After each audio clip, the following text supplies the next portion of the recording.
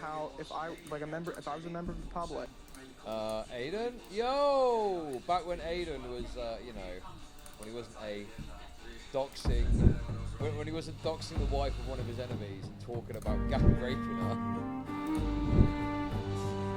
Oh, Aiden, how far he's fallen. Dude, I think Aiden's actually doing better now, from what I've seen.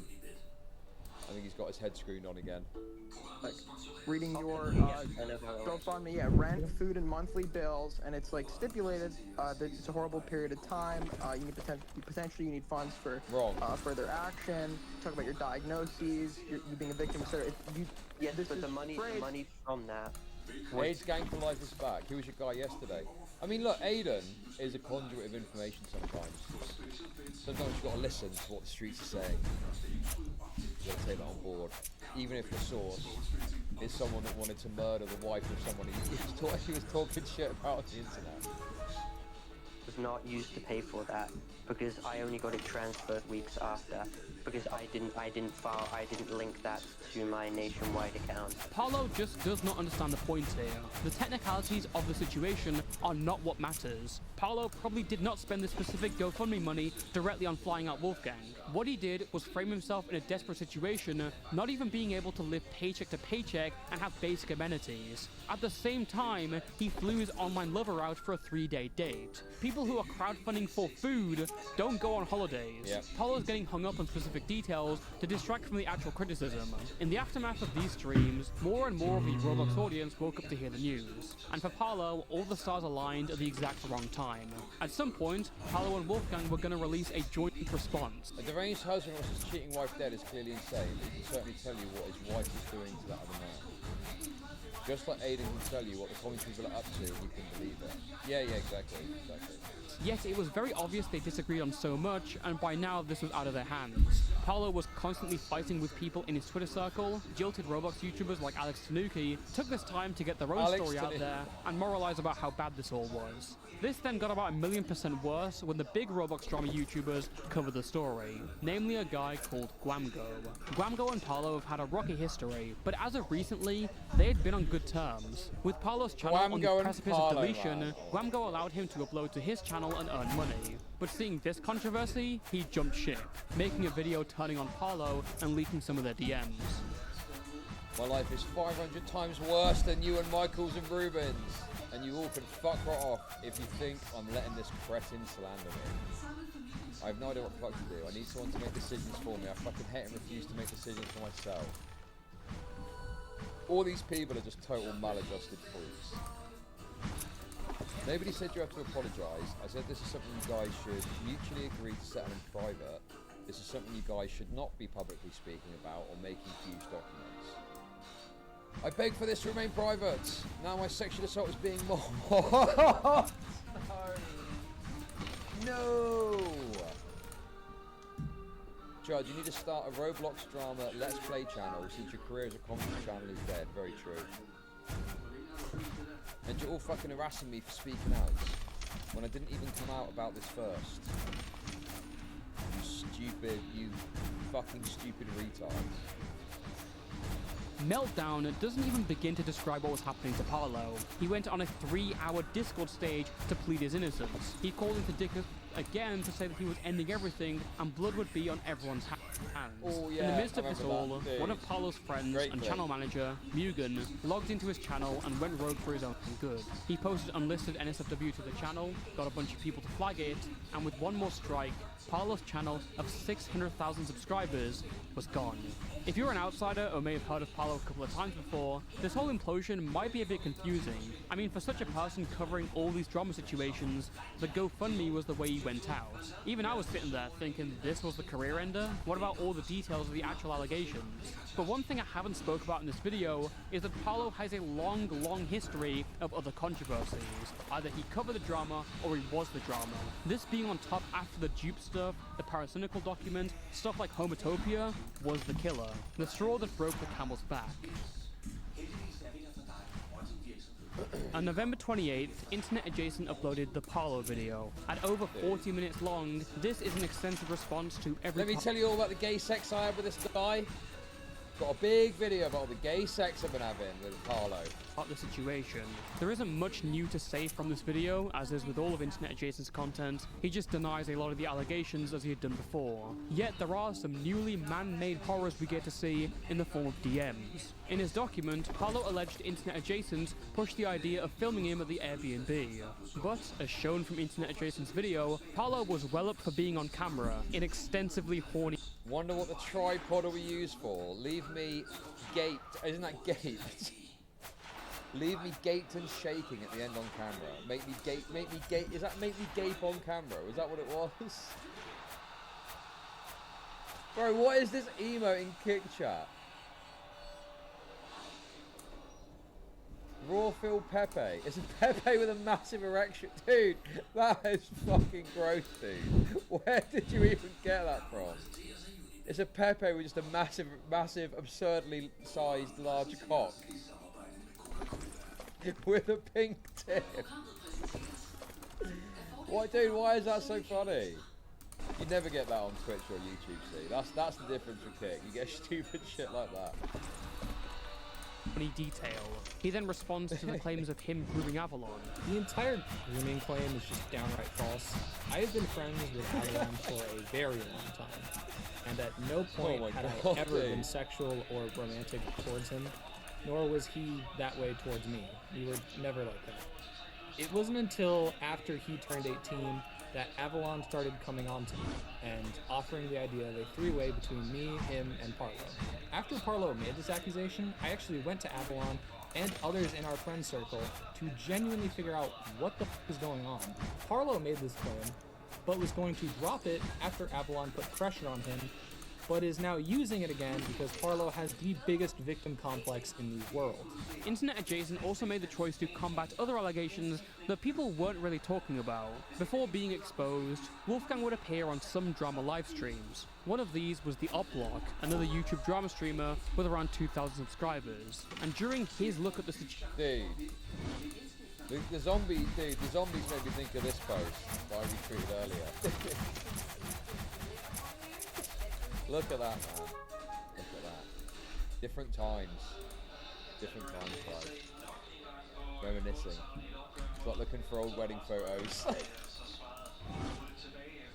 Falgi, who runs the Oplock channel, expressed some concerns about Wolfgang. Apparently, Wolfgang had tried to invite Avalon to the Oplock Discord server. The server is 18+, yet Avalon was 17 at the time, and Wolfgang was apparently trying to smuggle him in. In his video, Internet Adjacent gives his response. There was also an incident where I invited Avalon to the Oplock server when he was 17, but he wasn't allowed in because the server was 18+.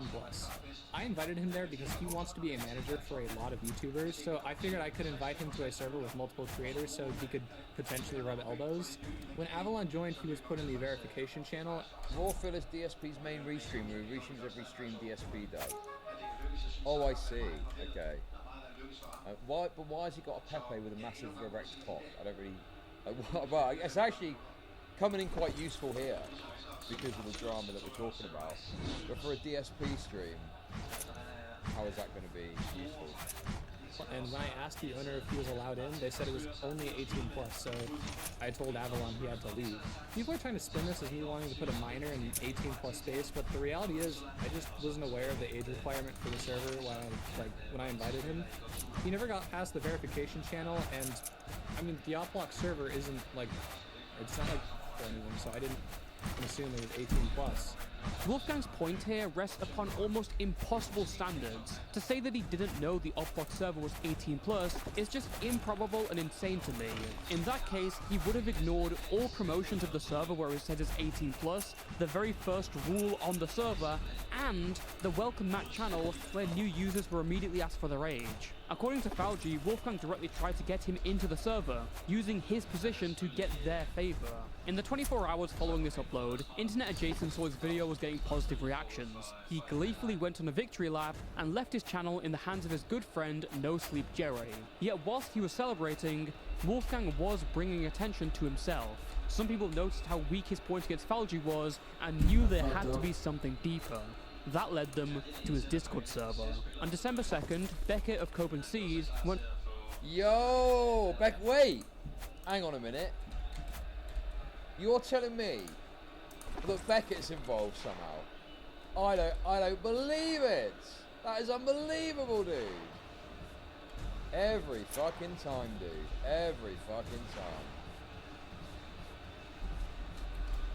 Went live to catch up on the Cinderella situation, with Dickers brought along as a guide. The stream was on track as a decent recap until they brought Jerry on and had a conversation. During this, they found that Wolfgang's Discord had been previously 18+. Over the last year, Cope and sweet! Cope and sweet! He opened it to accept people above the age of 16. There was also a screenshot of Jerry posting sexual thigh pics of Avalon from when he was a minor. Not for any predatory reason, to be clear, but still something weird to have in there. If this was on Wolfgang's server and posted by someone who he had now entrusted his channel with, it questioned what Wolfgang knew about Avalon. He had denied anything sexual with Avalon, but this called into question his intentions when he was earlier trying to reel Avalon into his and Paolo's activities. Inevitably, Paolo then hops on the call and says he has proof Wolfgang was talking about detailed sexual situations and asking for NSFW permissions in the server. Screenshots provided much later showed this to be the case. He also said Wolfgang was inconsistent on moderating the server, and he even allowed some minors in. Okay, yeah, this is a bit like... I saw a bit of this stuff about the Discord server, but I didn't know the ins and outs of it. Been a little bit critical, keep it under fine. I'm 16, the person made the 18 a day prior. I'm going to start an OnlyFans and post every NSFW commission I get on it. But no. Sorry man, I'm going to have to put that and tell you no. That's a rough look. That's certainly a rough look. At some point, his moderation team included 2 minors. It was only in June 2025, when Kiwi Farmer started looking into it, that he purged the entire server. Seeing this on-stream development, Wolfgang basically shat himself. He was wiping the whole Discord server, banning everyone related to commentary, including members of the makeshift panel.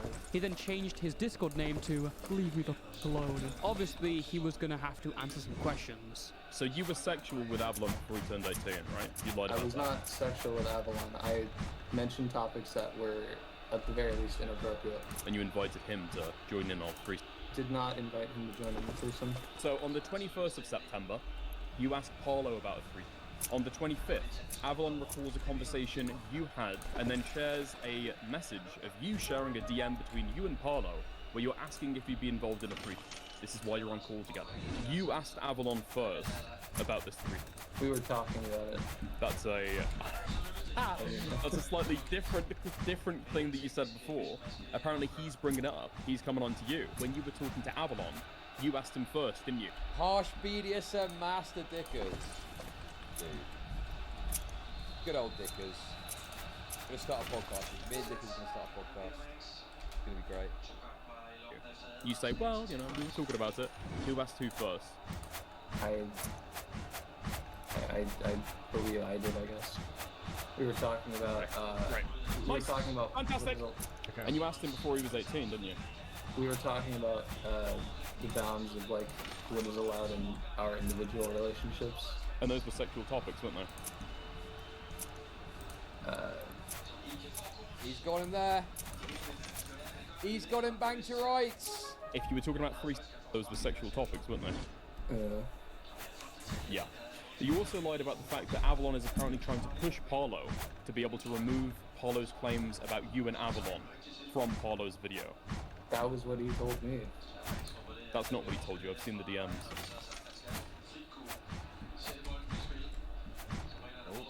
You asked him to speak to Paolo about it.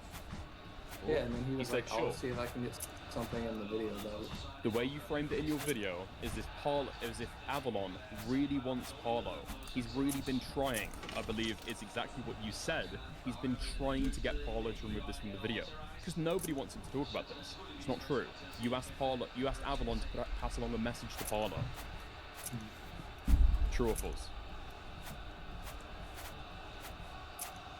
It was a mutual discussion. It was. What's this? If I sent you the perfect video to take a break from this to the Dickers, would you play it right now? What video is that? No, because everybody's seen the DMs. You ask him, true or false, you ask him to pass along a message. Yeah. True or false? That's true, right? True or false? Was that a Well, your mic's cutting out, I guess. Hammer and Nail podcast. That'd be good. You could do a podcast that talks about who's the hammer this week and who's the nail. Who's done like the best attack and who's been on the kind of worst defense. He just run? Is he done? Dude. He left the group.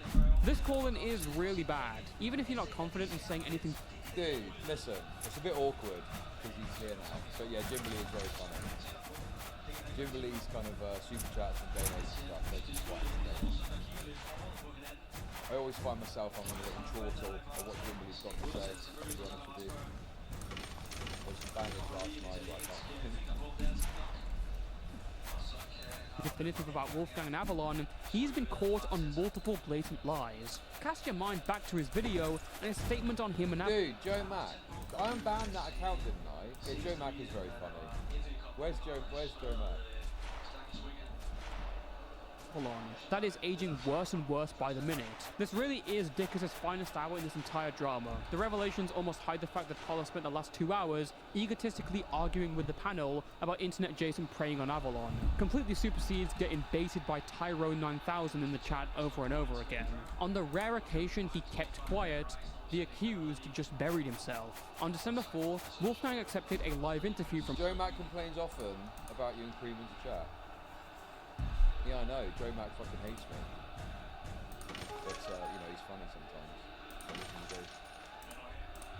Himbleton. And if you thought it couldn't get worse for him, oh boy were you wrong. In these 3 hours, his reputation was complete. I will watch the video you sent, but it'll be after this, okay? After I finish this. You know, Dick has just stopped talking now, so we're golden. But I will definitely watch it, okay? He melted. 20 minutes into the stream, they asked Wolfgang if he sit on call with Paulo and Avalon, and you can hear how he tries to slither away and cover himself with lies. Did you call with Avalon and Paulo? Yeah. Did you ask for consent? Why does I keep responding? Because people get into this mentality that if you keep talking about it and keep responding, it will somehow be beneficial for you. But at some point, you've obviously got to draw a line. And obviously, you know, both of them have this habit of trying to explain themselves. So they were going on these streams and they were like responding to them talking about the drama, and then that would provoke the other person to hop on and explain themselves the other way. So you just end up in this forever loop of them constantly trying to talk about and explain themselves. And all these small channels are obviously happy to have the content, so they're just, you know, cheering it on and letting it happen and pushing it further and pushing it further, you know? To do that? Yeah, I mean, I was kind of wearing a pretty revealing outfit at that time in the group chat. And you directly asked, can I talk? I was like, yeah, you guys okay if I do this? And they both said yes. I know for a fact Parlo was fine with it. I mean, there's potential Zoe wasn't, but I was not aware of that. No, did Avalon say yes? That was, yeah, I was like... But then why is there potential for him to have not been fine with it? If he had said yes initially, wouldn't that be the first thing that you led off with? Yeah. Why didn't you lead off with that then? Because I mean, I'm just trying to take an objective look at the situation. I don't know. I mean, don't you agree that him saying yes would have been objectively what happened if that was true? Yeah. So is it true, or did he just not say anything? He was fine with it. But did he say yes, or did he not say anything? It was kind of like a mix of it. It was like, hey, do you guys mind if I do this? And he was like, eh. It was kind of like disinterest in general. Somebody get this. Somebody can read the goddamn torch. Somebody get this man a shield. Yeah. Wolfgang also admitted to straight up being a pathological... Oh my god, dude, what a bizarre situation. Do you mind if I jerk it real quick? A huge concession for Paulo's side. When pressed on the finger instance, Wolfgang admits this wasn't preceded by an enthusiastic yes, but instead it was non-verbal consent. Another big concession of changing his story. Like clockwork, Internet Adjacent left it around the 2-hour mark, and Paulo then hopped back in for a quick little victory lap. You'd think after this humiliating affair, Internet Adjacent would just give up. I mean, his entire reputation's cooked to anyone paying attention, but the very next day, Wolfgang said he was back to making videos and called in again, this time to the op block. In this one, he gets pressed a lot more on his friendship to Avalon. Oh my god, dude. Give it a rest, dude. Come on. What more can you say? It's done. Prior to him turning 18. Apparently, he hadn't seen any pictures of Avalon. Also, how do people have time to hop on to these endless calls? I get it if they're streaming and trying to monetize it, but in some cases here, they're not even streaming themselves. They're just hopping on these other streamers' calls and giving them all their content. When he was 17, but he did have his phone number and kept him around on an 18+ server, again reinforcing how much of a lie his original statement was. If there's anything to take away from this segment, it's that Internet Adjacent is, first and foremost, a total sexual deviant. If we're going by that call with Avalon. The man is a self-admitted liar who should never be trusted again in his field of work. He's also an entirely irresponsible individual when it comes to his Discord server. At this point, people started throwing away Wolfgang's defenses and believing Paolo's accusations. Right, so that's the piece of the puzzle that I was missing. Is this idea that like there's a problem with the Discord server. Do you know what I mean? I hadn't really understood this part of it. I get it now. I get it. If only it didn't come out the very next day that the entire time this was happening, Paolo was in a relationship with his star witness. What? Huh?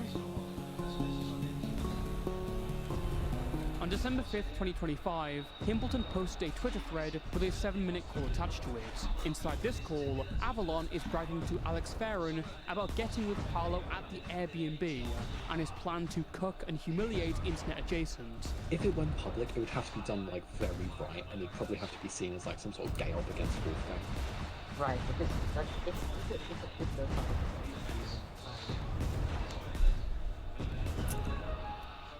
It would probably, would fuel conspiracy. And it would also like possibly devalidate a lot of Paolo's claims.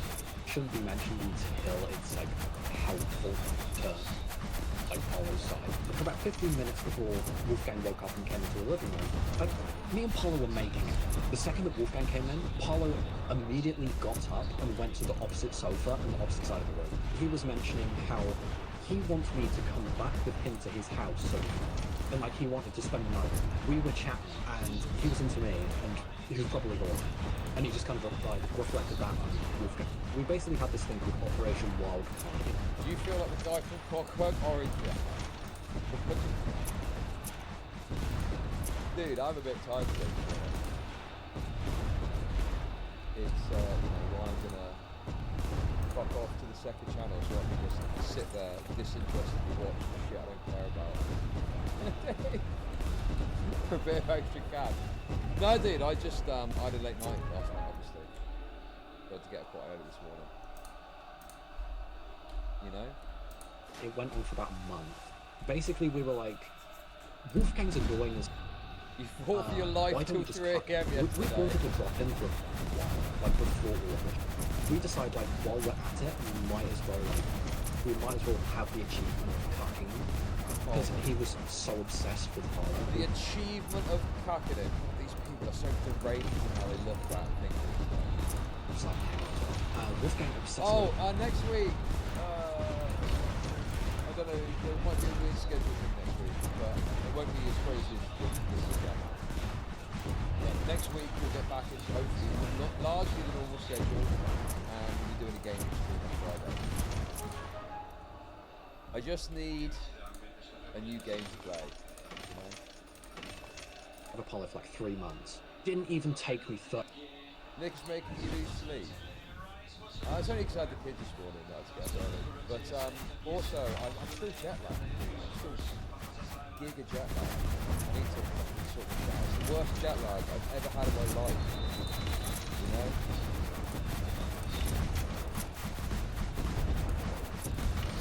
I don't know how to think. I need to look it up.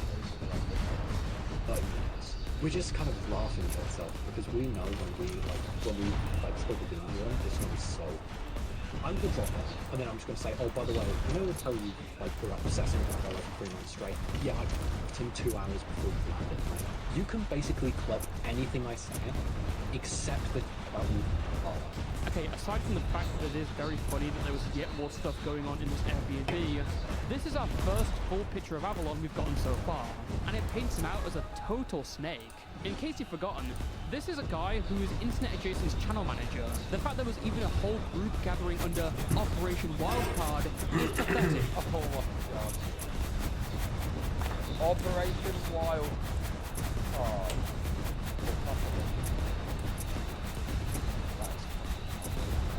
Operation Wildcard? It's gay. If this released before Wolfgang's call-ins, this would have changed a lot of perceptions. Even Avalon knows that this makes Paolo look worse. Whilst we don't know what Operation Wildcard, aka 2 men fucking to make another man jealous. Was involved in the operation and he denies it, we now know at least that Avalon and Paolo got together at the Airbnb. That's a big thing to leave out of the story where you're using Avalon as a key witness. Remember that Paolo tried to model Avalon as an unbiased third-party witness during both Beckett and Dicker's stream. I eventually obliged Shire. He can debate Peter all he wants about this point, but it's very obvious how he presented it to you, me, and them. I have Avalon who's going to be like attesting to everything because he was the one who's present watching all of this, and he has like virtually no incentive to lie considering every single platform I've had has been completely taken now. Now, as snaky as Avalon has been, this entire segment isn't about hating him, because with the spotlight shifting over and people realizing, oh, the other guy sucks as well, the cogs were turning. From the start, it was puzzling how this 17, 18-year-old was managing huge YouTube channels and being an SEO expert.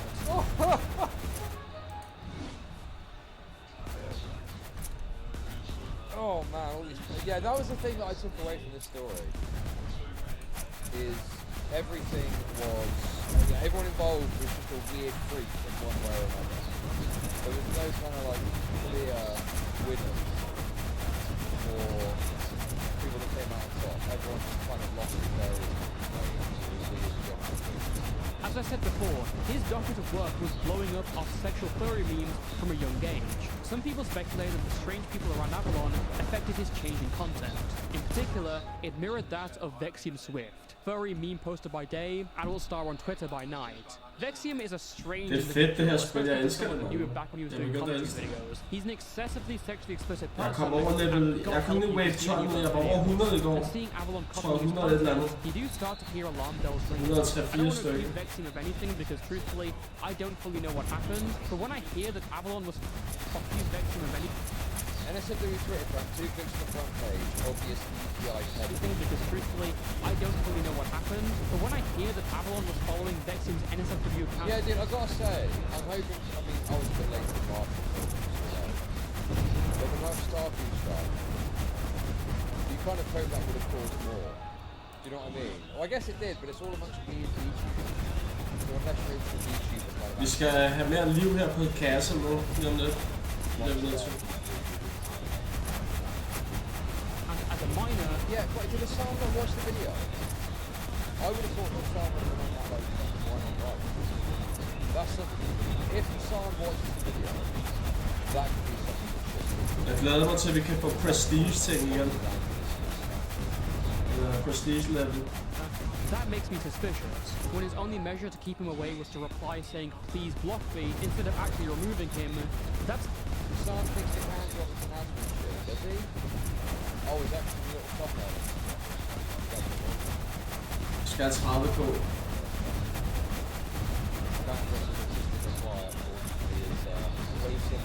Close opportunities. Sounds like he did it more for optics than actual purpose. In a twist not even M. Night Shyamalan would think of, Vexium Swift also had allegations with other minors and being sexual with them.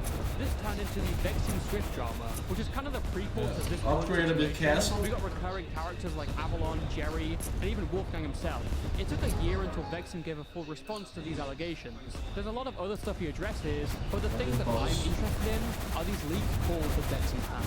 In this call, Avalon is with a user named Artica. If that name rings any bells, yes, that is the same Artica Snowboard Disney-ass name that runs the big influencer management company in the story.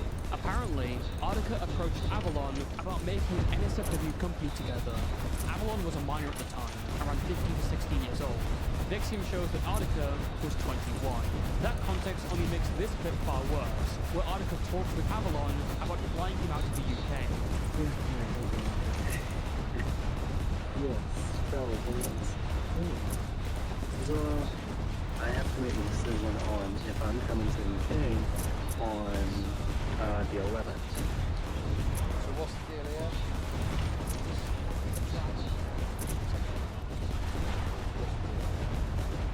Once I buy these tickets, I can get a refund for them.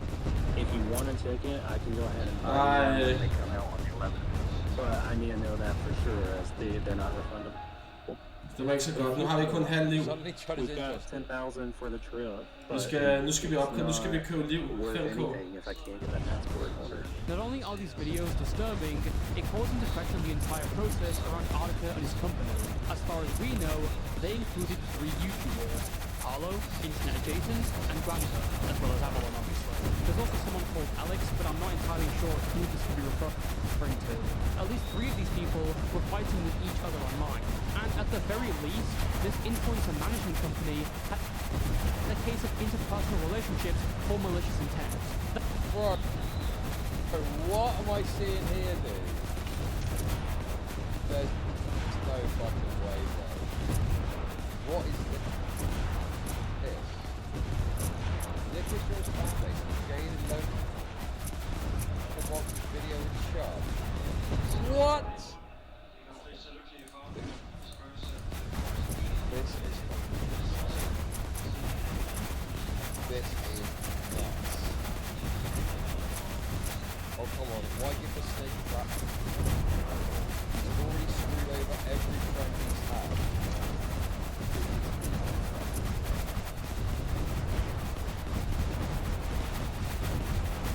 It ain't that serious, bro. I'm crying, bro. Got a load of boxing video.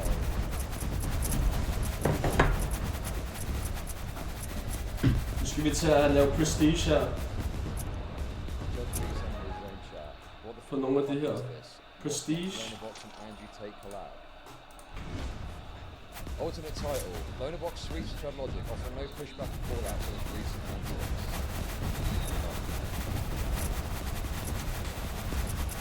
Dude. Sker der? Sker der, LV? Outside.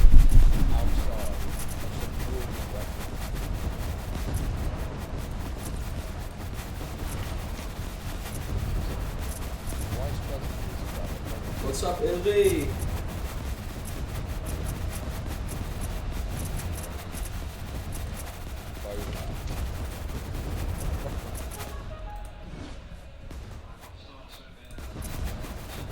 It's just like Roblox. It's just like that.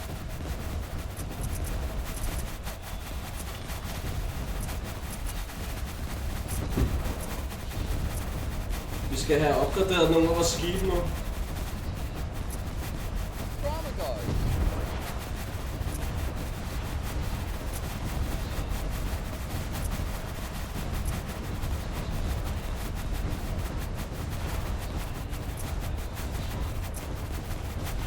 Nej, jeg tror den her, den mister vi.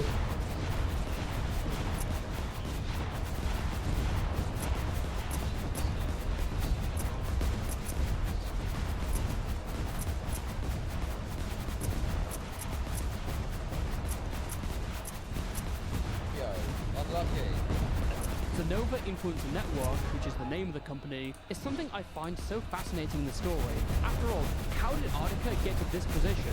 Both him and Avalon claim that Thank you.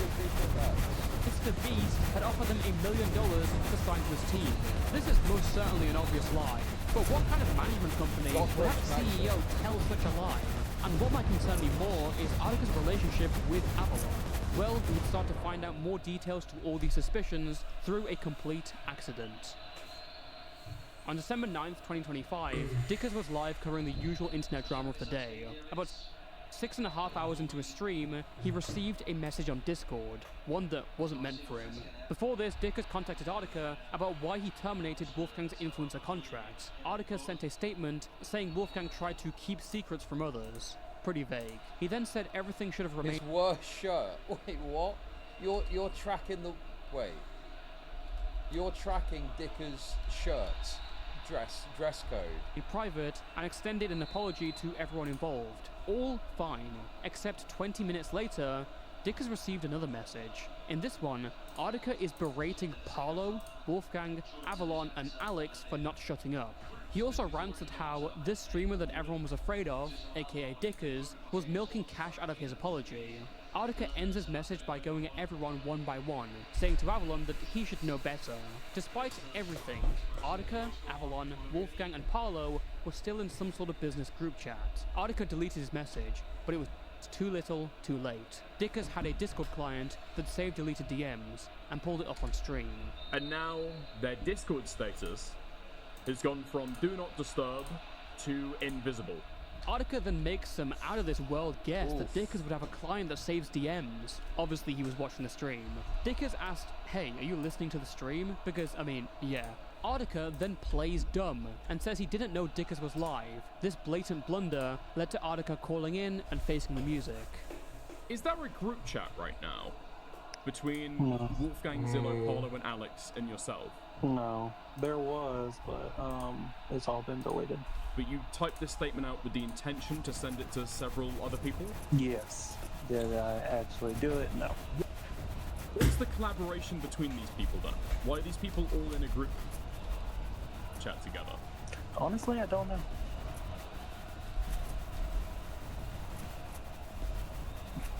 Come on, you're business partners with Avalon. I don't manage anybody anymore. I quit. You quit? You're a 60% shareholder in the business, no? I quit. I'm done. So you've handed the business all over to Zillow? Yep. Artica goes on to say Wolfgang was threatening a lawsuit.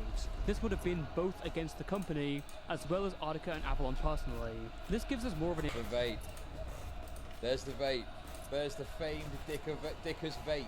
Insight into how the company itself worked, if you can even... Since the company is a start... funding it is my bank account to company contracts. So the contract. So when you're saying that a lawsuit.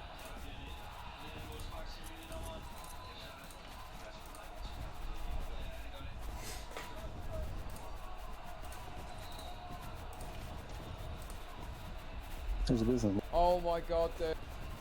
I'll move it, dude. I need to move it.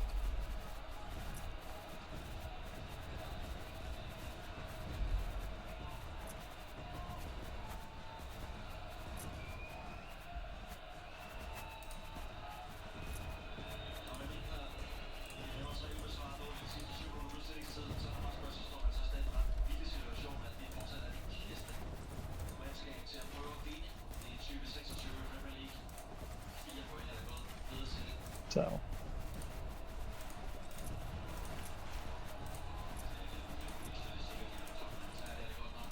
Correction, I started planning, but Zillow just kind of tagged along when he was of age. Concepting has been in planning for 2 years. Zillow joining and knowing about this about 2 months. How long have you been in business with Zillow in terms of the YouTube management business? I've been trying to mentor Zillow on how to grow his own channel first. Zillow had a channel where he would trace over furry graphic art for use on YouTube, right, to make it within TOS? I'm not gonna comment on that. I mean, that is the content on his channel, right? Okay. I mean, it seems like you accept that. So how long have you been mentoring Zillow on his channel? Since it started. When he was 15 years old. Or younger, actually. He would have been 15 this time 3 years ago. He would have been 14 when he created this as kind of a mainstay of his kind of online behavior. Well, I am aware now. Sorry, I thought you'd been helping to mentor him and manage his channel. I have been, but I don't do thumbnails. Do you watch the videos? Rarely. I knew that his content was rough around the edges, but I did not know. So rough around to the edges. He was engaging with like sexual topics, right? Yes, as you said. You didn't think to dissuade him from that behavior online? What someone does on their channel is up to them. If I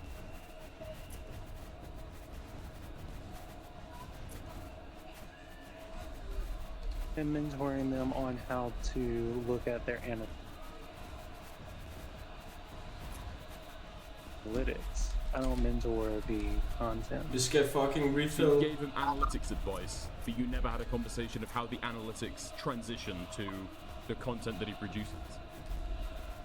We did. Have you ever had a conversation with Avalon specifically Refill about sexual castle? topics before he was over the age of 18? Because what I've heard is that you were drunk in a VC with Avalon.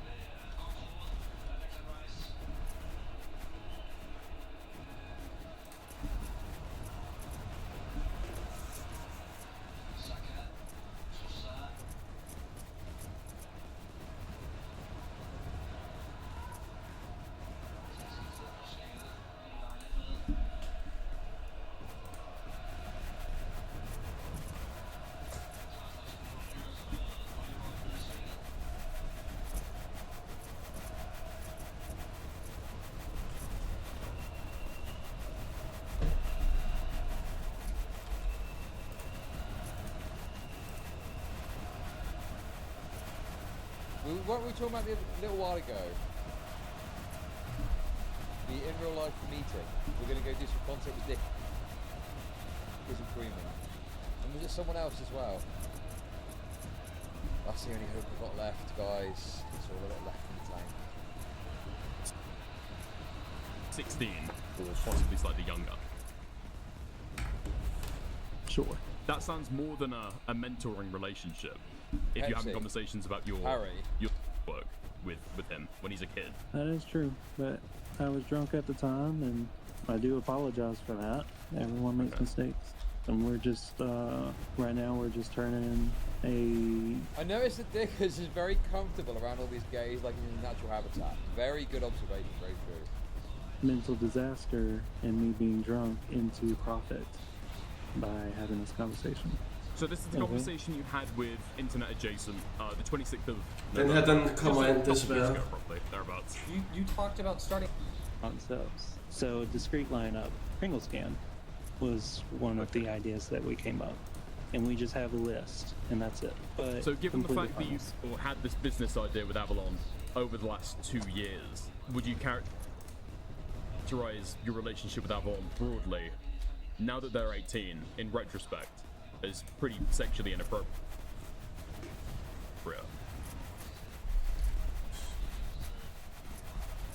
Well, it depends on whose definition. What?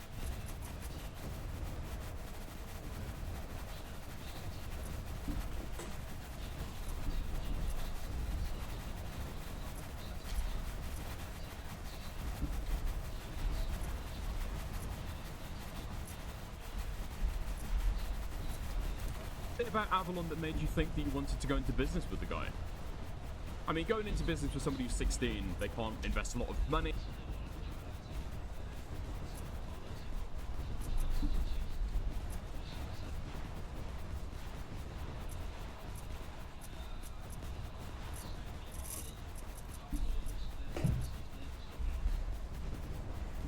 Hell yeah, man. Speaks volumes to me.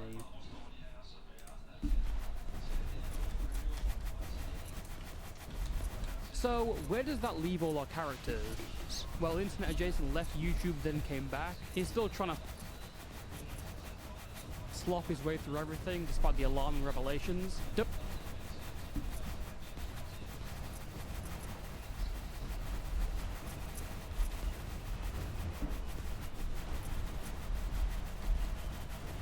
Get it twisted. Wolfgang is a pathological liar and sexual deviant.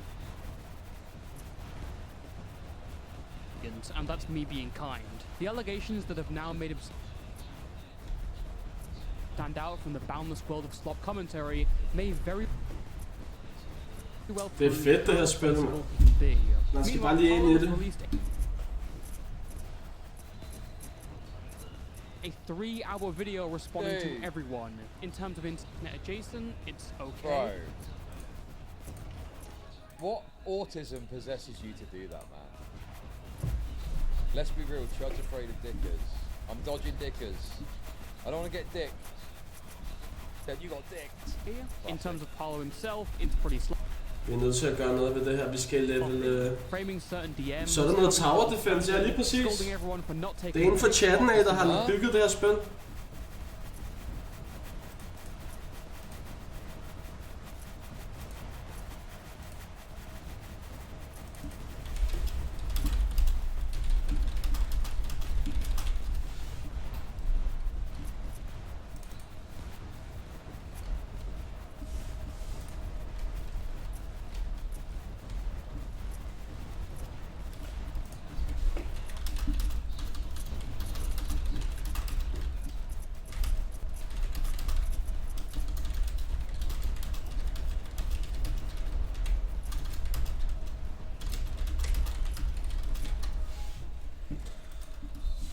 Hvordan gør vi? Vi skal lave noget af det her til prestige nu. Det bliver vi nødt til, ellers så fucker vi op. Men jeg ved ikke, om vi skal gøre det her først. Ja. Vi skal nok opgradere slottet først.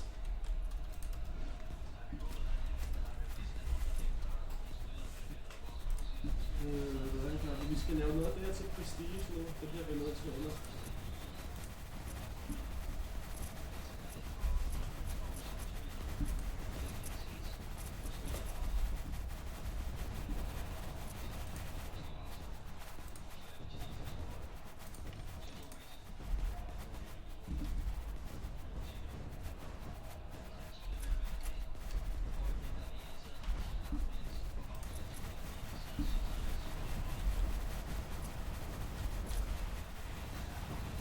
Jeg tror, vi tager den her.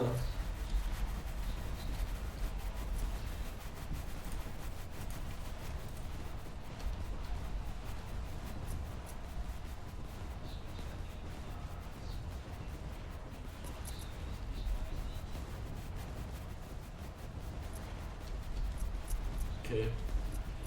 Men næste gang, så skal vi opgradere det her, tror jeg.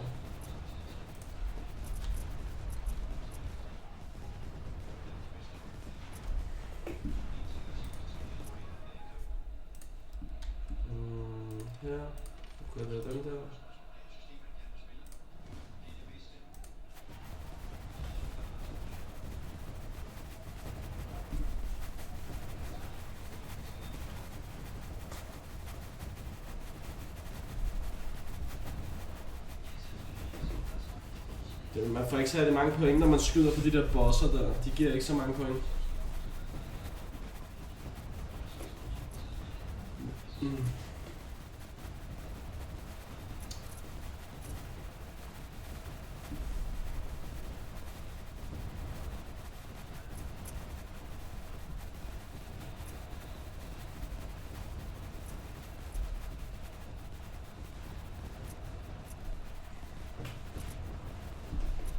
Halv liv. Ja, den skulle gerne dø, den der. Jeg håber fandme, den dør.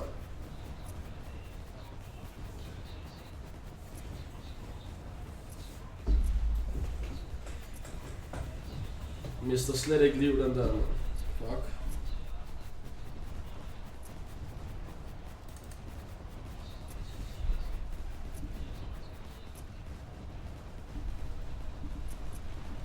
Det kan godt være, at han kommer ind, ham her.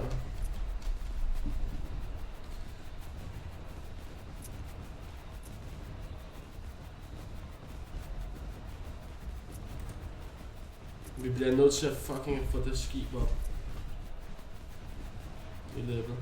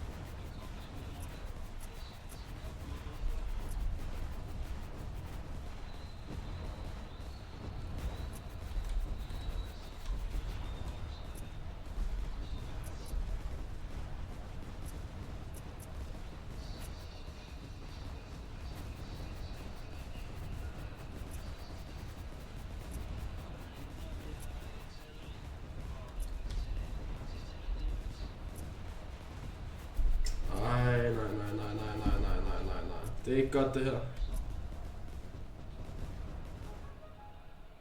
Prøv at se hvor lidt liv vi har nu. Fuck man.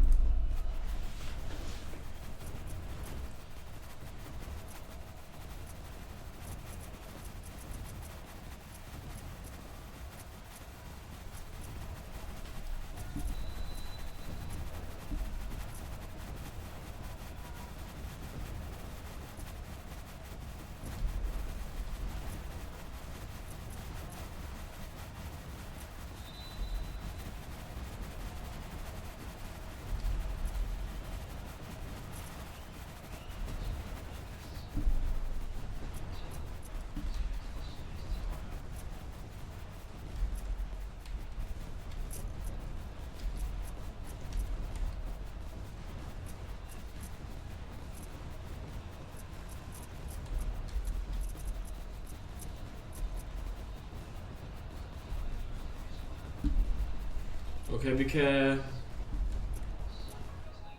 Jeg ved ikke, hvad vi skal gøre, om vi skal tage level 3 upgrade, eller om vi skal upgrade piratskibet. Jeg tror, det er det, vi er nødt til. Piratskibet.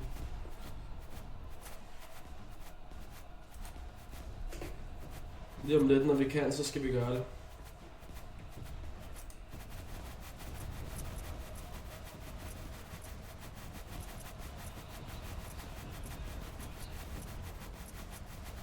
Kom så.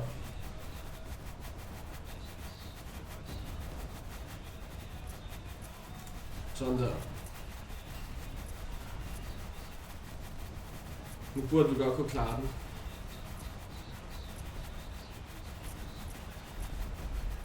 Ja. Sådan.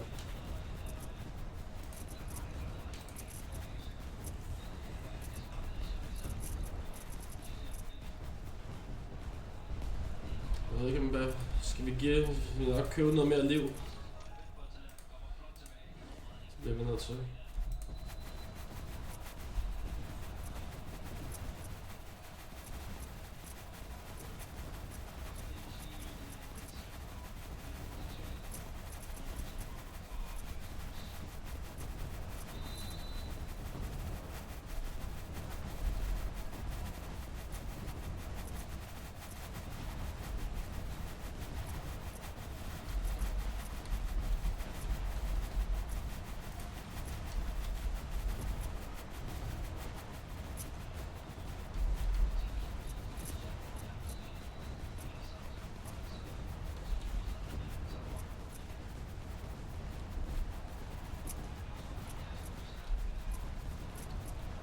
Klog. Hvis vi kan...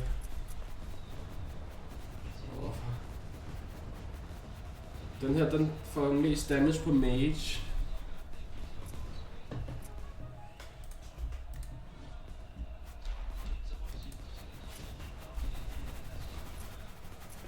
Man skal virkelig tænke sig om, hvad det er, man skal købe næste. Altså hver gang. Ellers så kommer man ikke langt.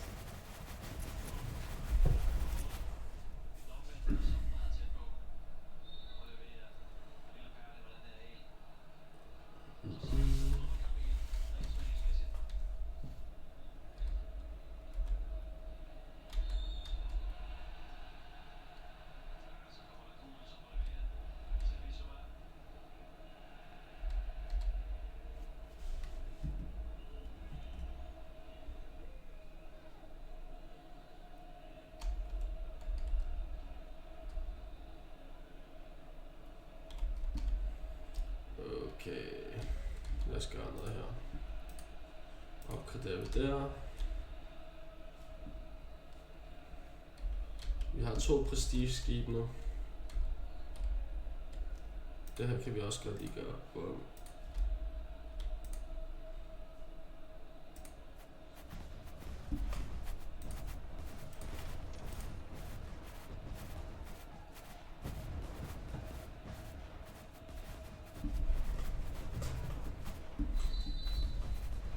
Jeg tror også, vi skal til at bygge noget mere.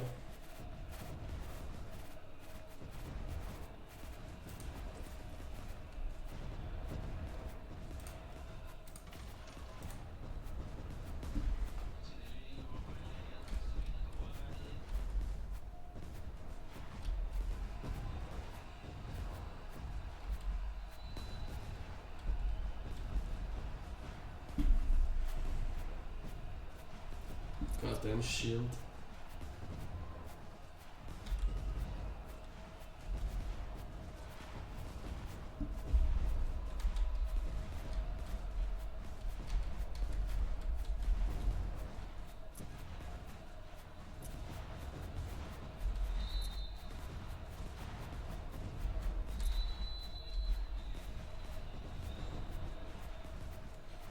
Halv liv, mand.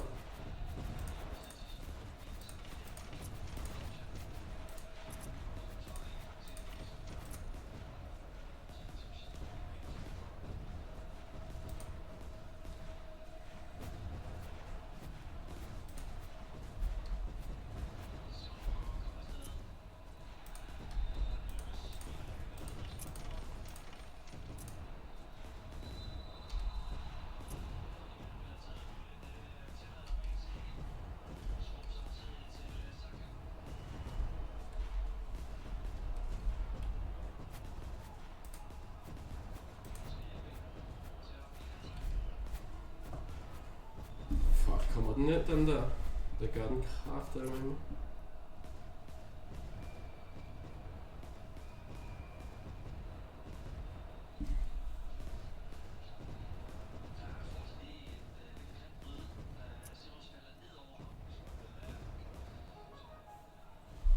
Okay, jeg er fucked. Jeg er rimelig fucked nu.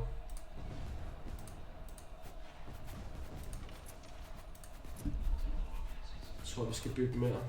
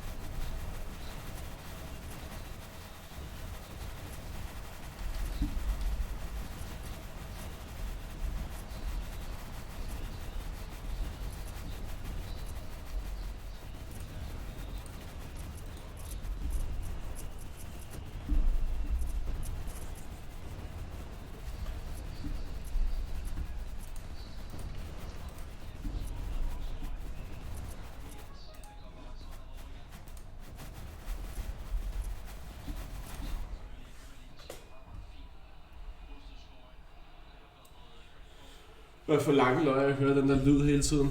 Er du sindssyg, mand?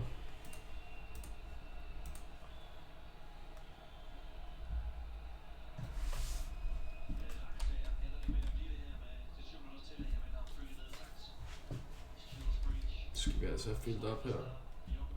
27k. Skal vi have fat i en rolig fart her.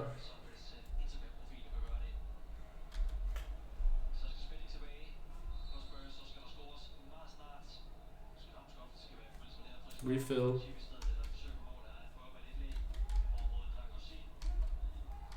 Så 1000.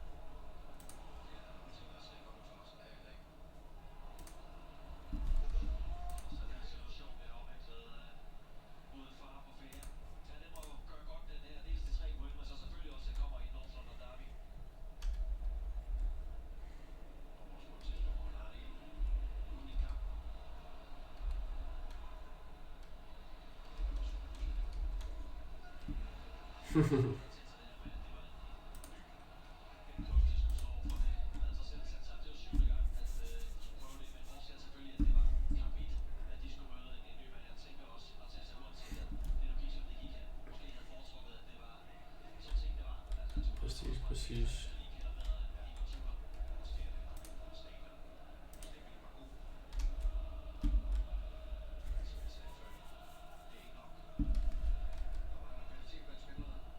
Jeg ved ikke, om jeg skal refill lige nu. Tror jeg ikke, jeg skal.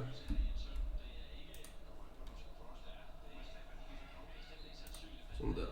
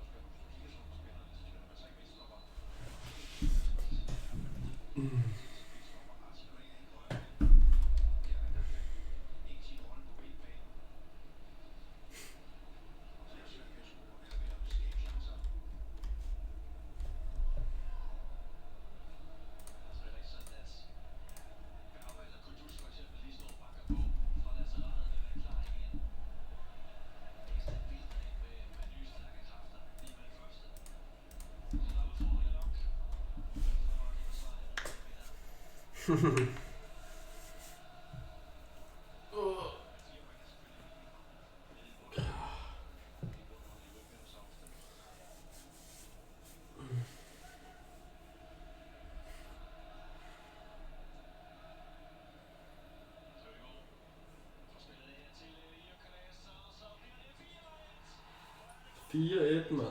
Til Arsenal. Holy shit.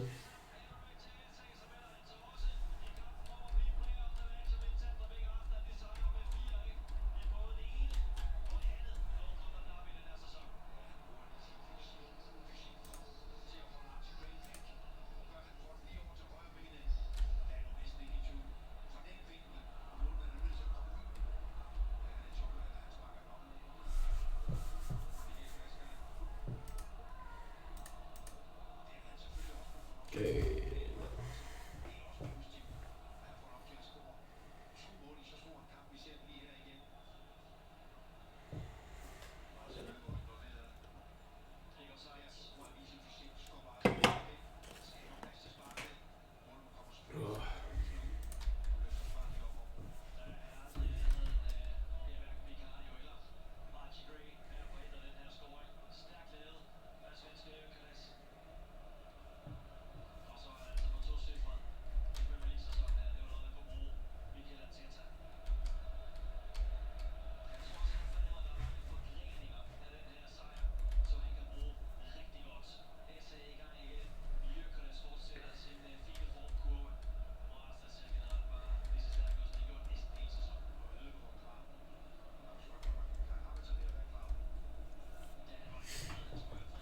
Og så hvor langsomt den går, selvom du har den på 60 speed.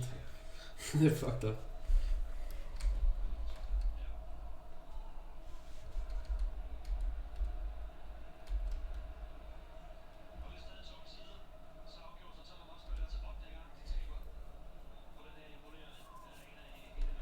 Jeg tror sgu den kommer igennem den her, desværre. Det ser sådan ud. Og jeg ved ikke, om jeg har nok liv til at overleve det her.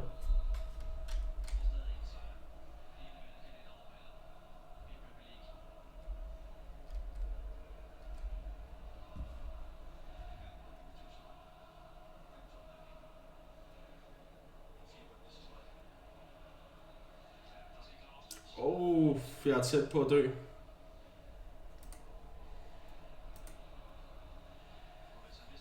Vi skal refill liv med det samme nu. 41.000 mangler vi.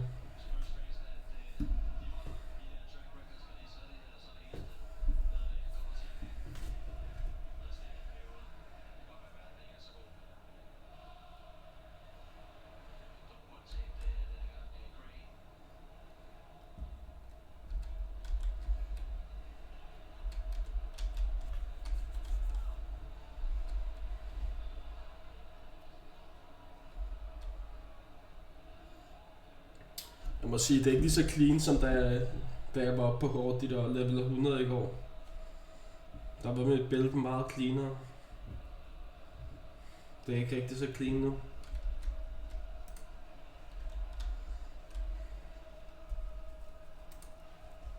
Men vi kører der stadig, vi er på wave 42.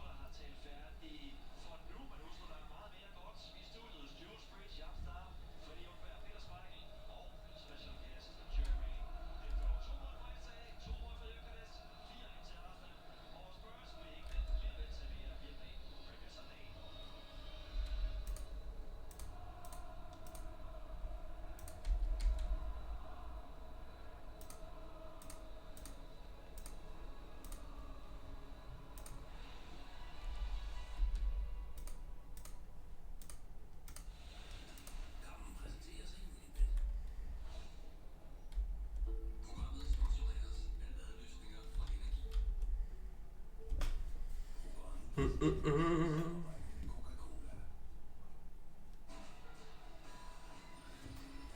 skal refilme 47. Sådan der. Det her, det burde køre godt nu.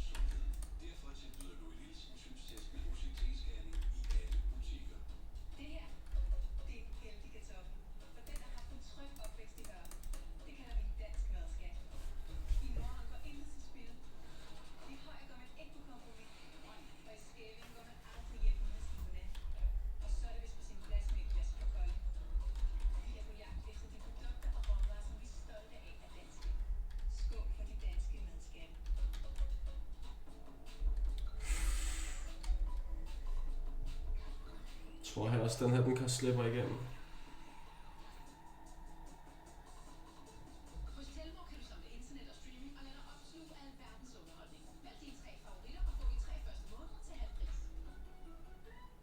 Ja, det gør den.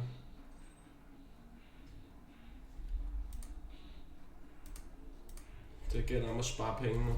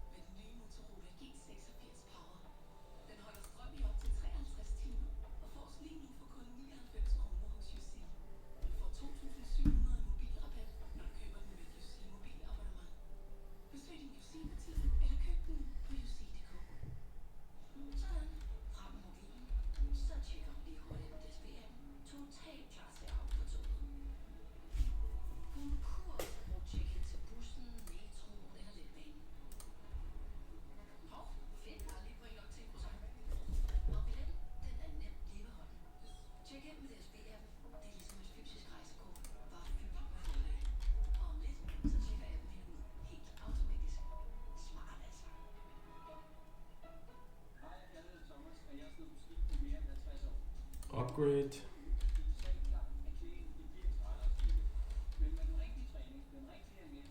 Sådan der.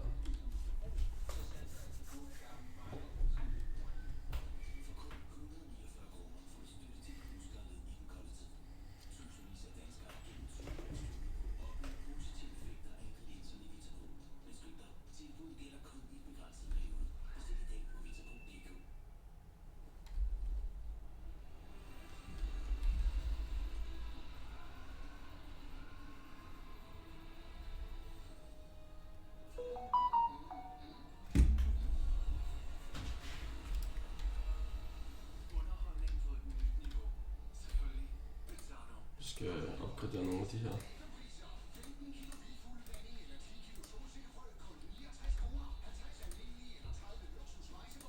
65.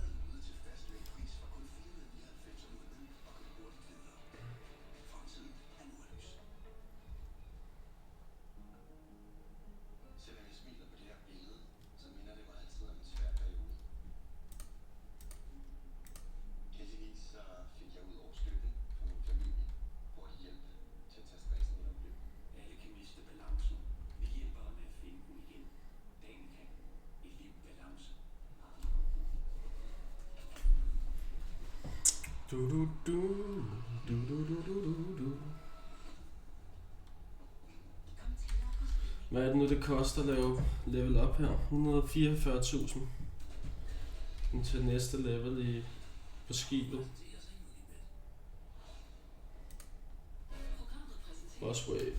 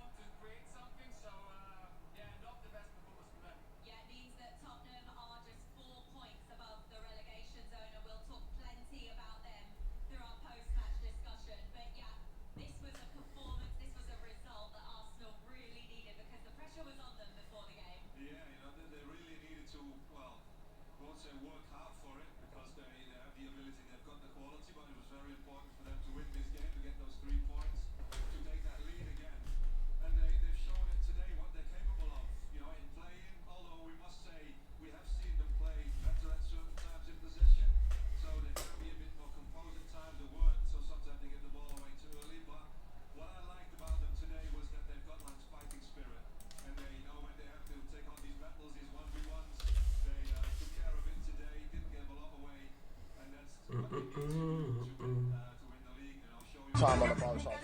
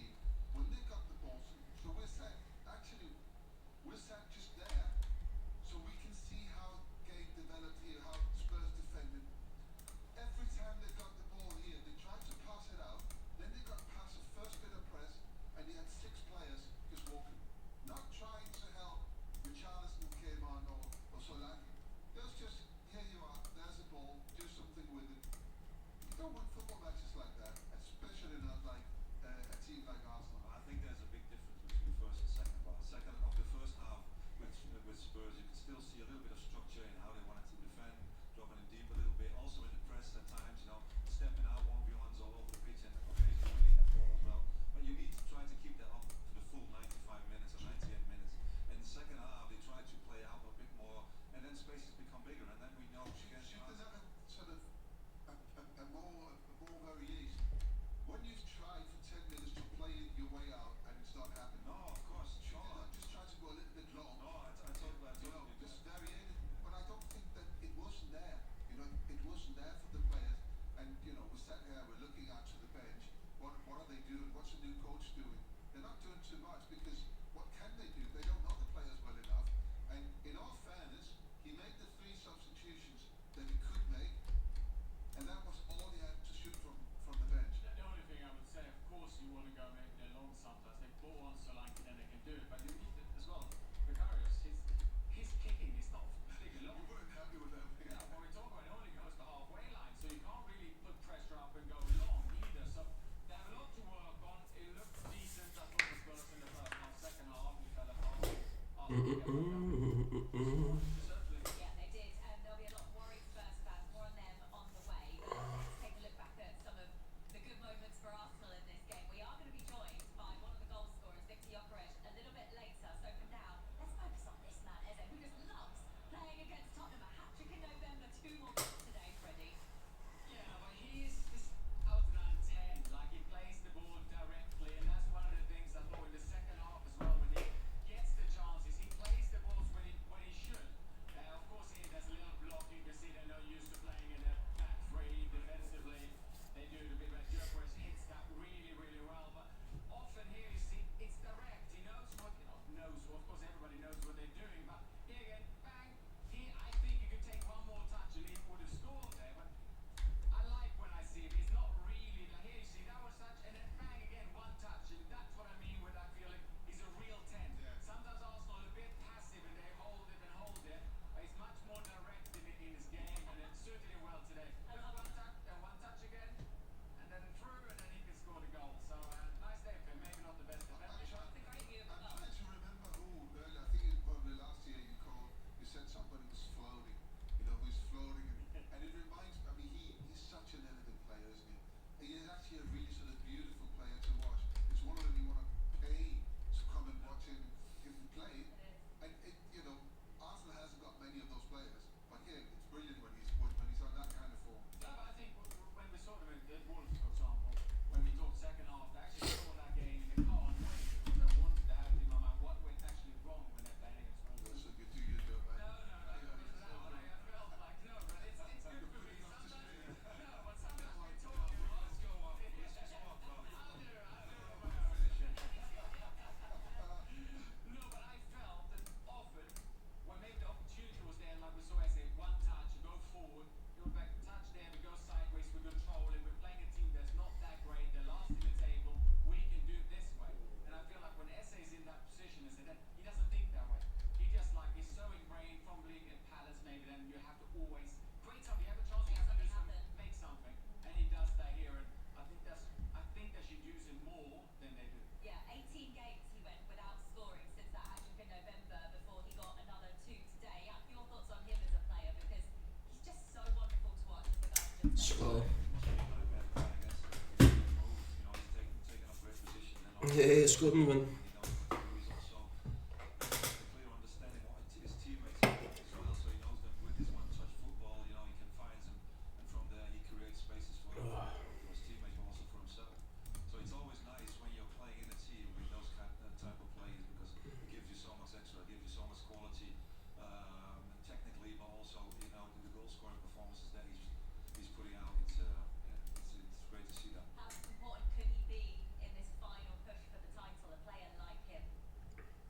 I think still, obviously, because Mikael doesn't always play him, that there's maybe defensively, there's certain things maybe he's not too happy with, because we are talking here about offensive stuff he's very, very good at, so there must be a reason. But personally, I think after a performance like this, we obviously then have confidence, play him a bit more, use him a bit more. Of course, we all know maybe at Villa away, he lost the player in the back post, and that's how Villa scored. So defensively, he has things he has to learn, and when he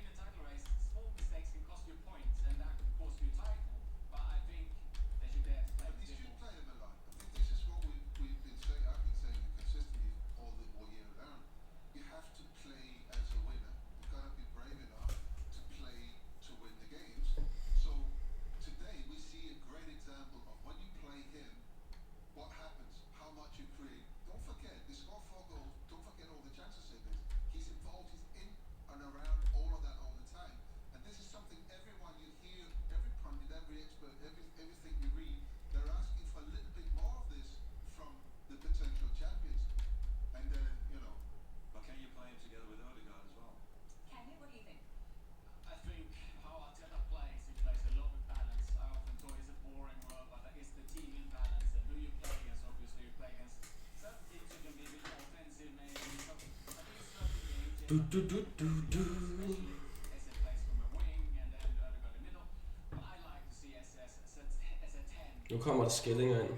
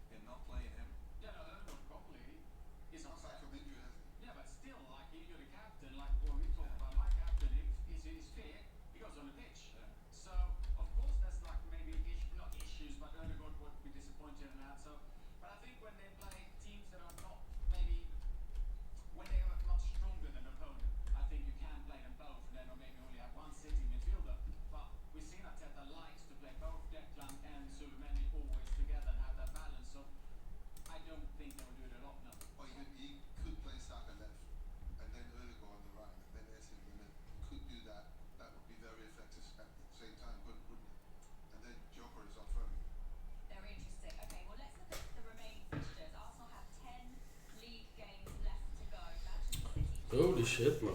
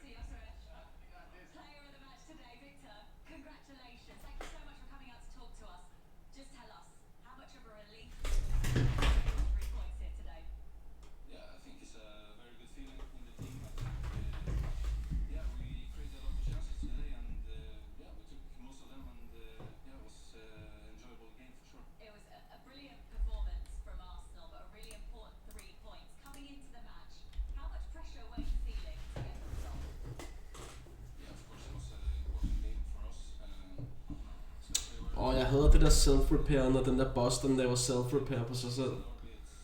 Så den bare stiger i liv, når man lige har skudt den. Fuck, man.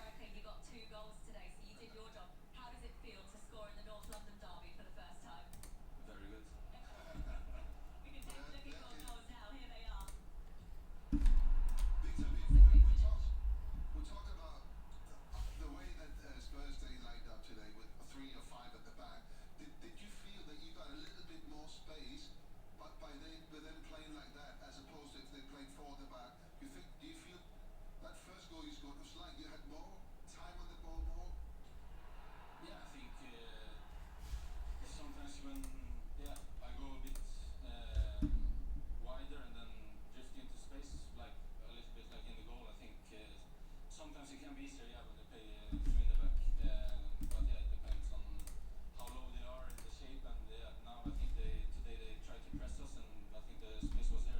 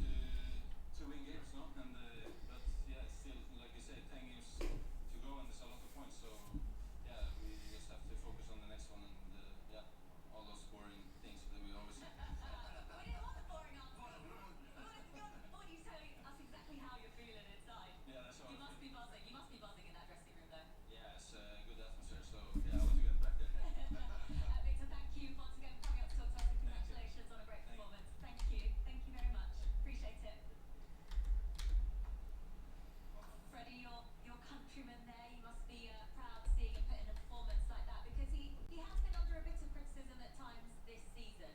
Yeah, but I think a lot of people that criticize him maybe don't really understand what he's like as a football player. And how big he is, by the way.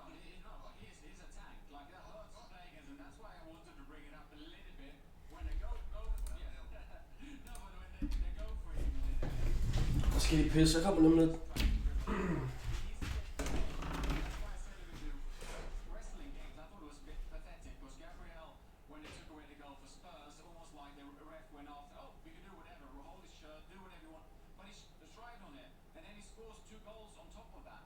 And I felt like this was one of the games where it opened up and he can use those runs and he can use his body. And I hope he can just push forward on this because when he plays with Esse, for example, I feel he gets the ball more often. Sometimes some other players, more direct, they turn around and then they play it. And you can see he's frustrated. Everybody's seen it on social media. There's so many clips where, oh, you can just pass him in, or you can pass him in, the ball doesn't get there. So I'm very, very happy with him today. And I think you saw himself, he's smiling, he's shy, you know. I'm very shy, so I shouldn't talk about if people are shy or not. But I think he's calm. He's calm, composed, you know.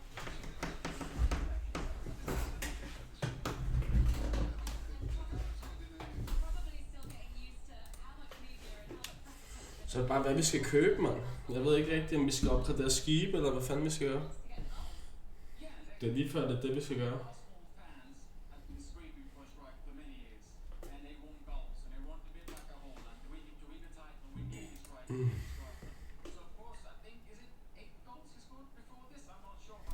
Lad os se, om den her kommer ind.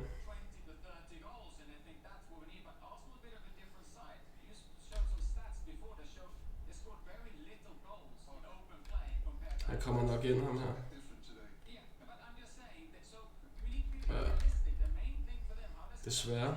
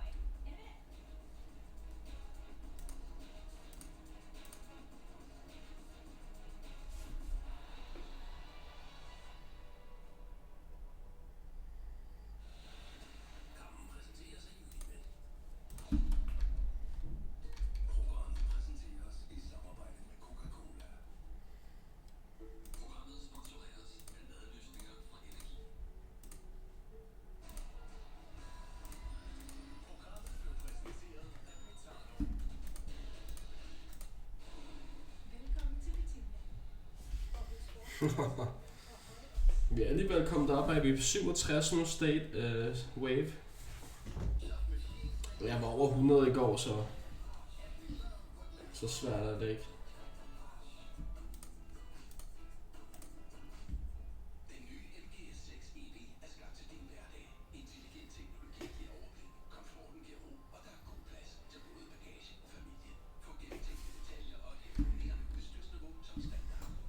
Kan vi ikke se et eller andet imens? Eller lytte på et eller andet i hvert fald. Noget podcast eller et eller andet.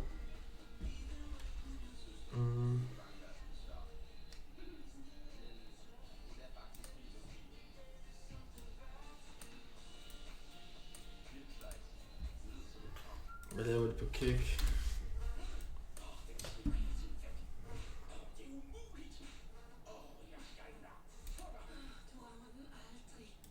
Is your head there in game?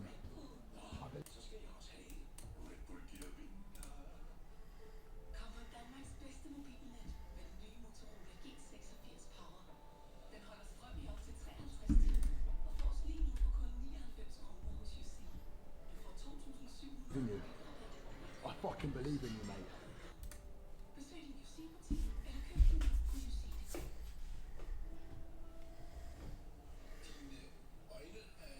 lækker lidt.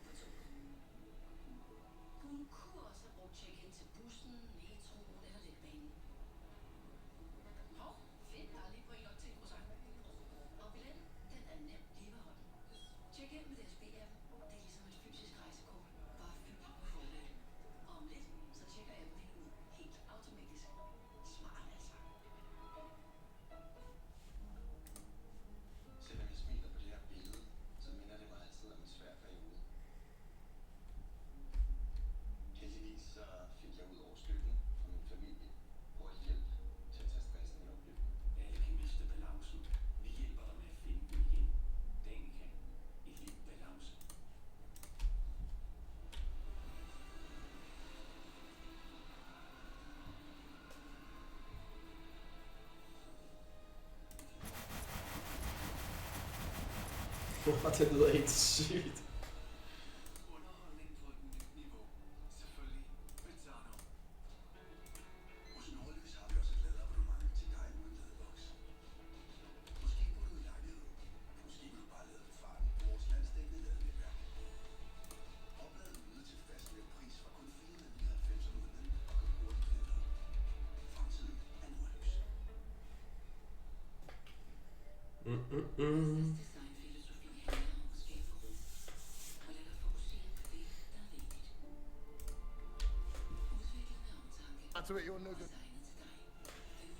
Lad os se, om det er hans stream eller om.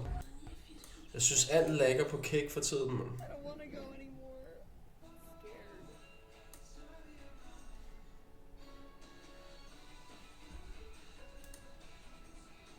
Lad os bare tage en eller anden random ind her.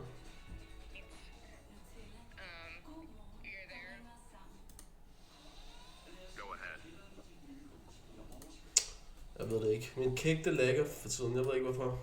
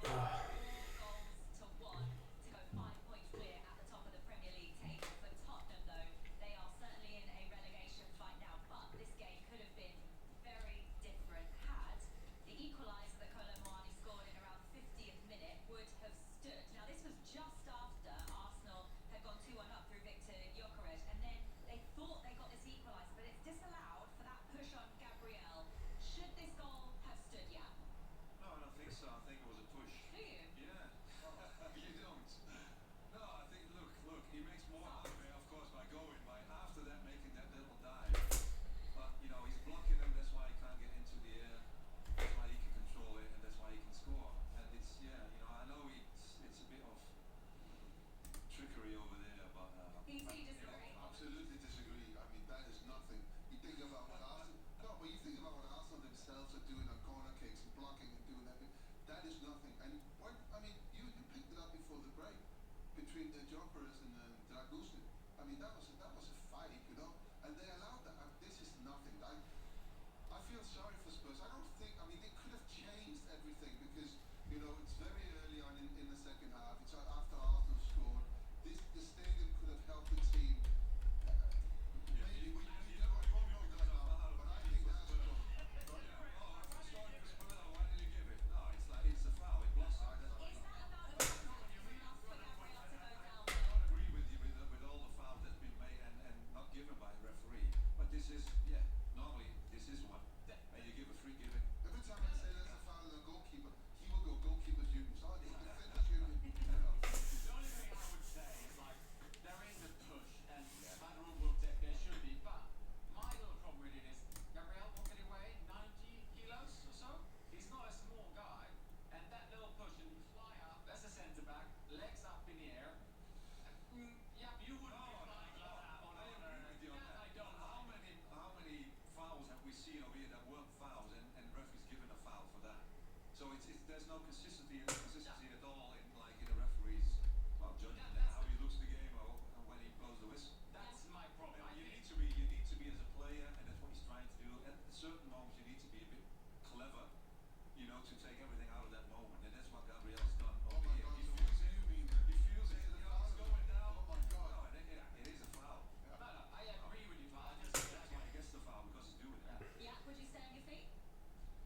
I think we all stayed on our feet back in the day. But because of football now has changed, because of referees look at the game differently, the VAR and everything, the players are sometimes abusing it a little bit. And that's why they're trying to do this, and that's why they get free kicks. But yeah, I think you have a good point when you said if we look at Jokeris just goes out here, how they pull his shirt and they drag him down, never a free kick, and that one is a free kick. I think it's a free kick, but consistency I have a bit of a problem. Okay, let's get some Spurs reaction now then. Mickey van der Ven has been talking to Jan Ogre Filter.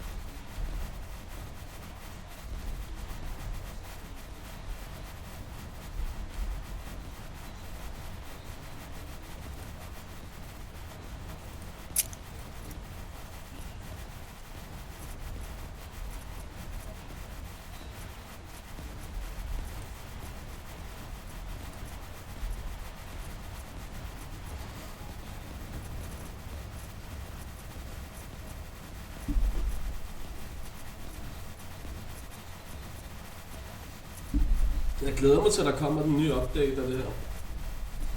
Det bliver fedt.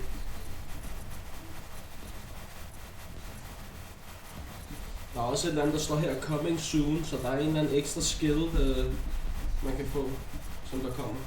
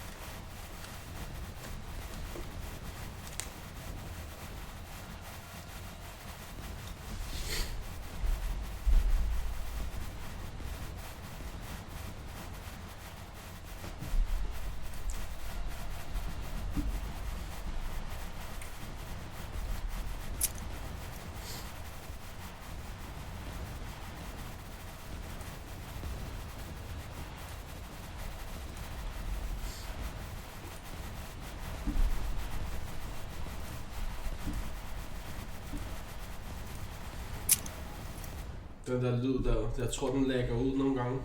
Fordi den bliver ved med at køre, selvom runden den slutter. Så det er noget, han skal kigge på, tror jeg.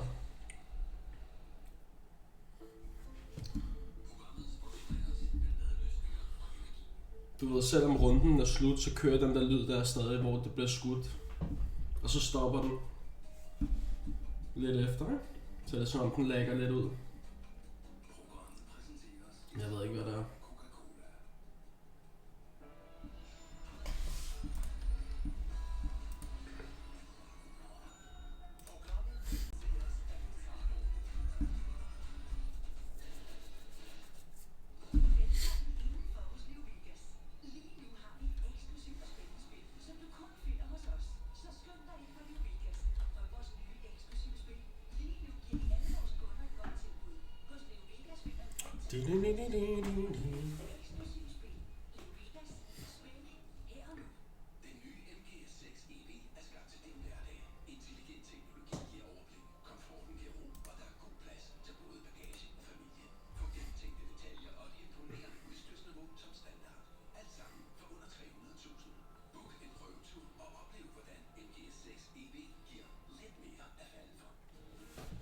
Det er sygt, hvis den der den nøgne i slottet, så er det for sygt. Halv liv.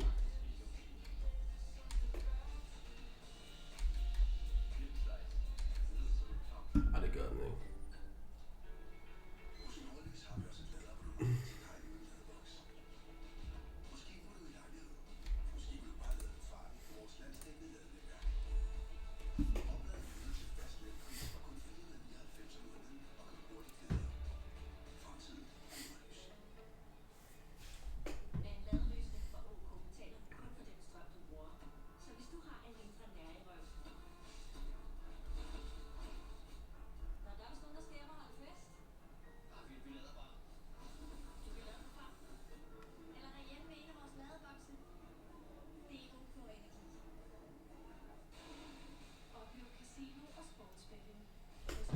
Der kommer mange nu, der gør. Shit, mand. Prøv at se hele skærmen, hvor fedt.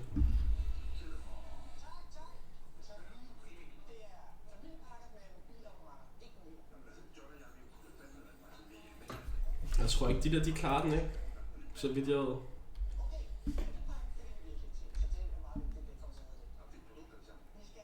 Det er mere de der bosser der kan heale sig selv og sådan noget der, de nøjere.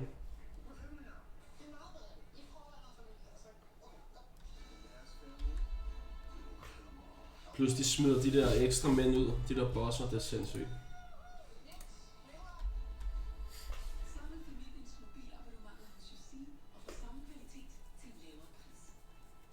Ej, min næse klør mig.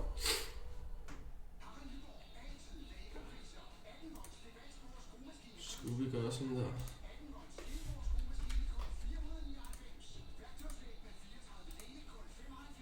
Nu var skib i hvert fald, der var level 4, så burde vi kunne klare den.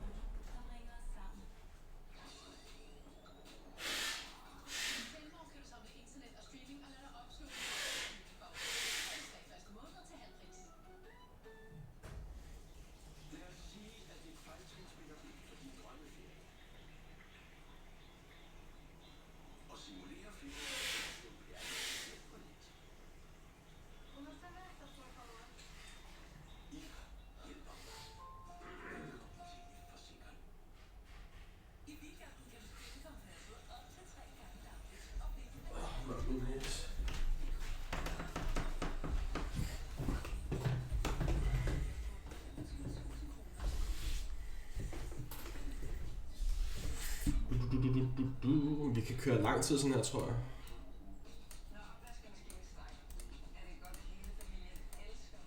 Sygt, mand. Vi har ikke haft en boss inde i kassen i lang tid, så vi har ikke mistet liv. Det er meget godt. Og vi kan heller ikke opgradere basen med. Eller kassen, som det hedder. Lad os se. Lad os prøve at se, hvor langt vi kan gå uden at opgradere noget fra nu af. Bare for sjov, for at se. Vi har lige været over 100. Vi er 89 nu. Vi har været over på 100, så det gør ikke så meget. Bare for at se, hvor langt man kan gå uden at opgradere noget i noget tid. Vores skib, de er level 4 nu. Prestige, så det er fint nok.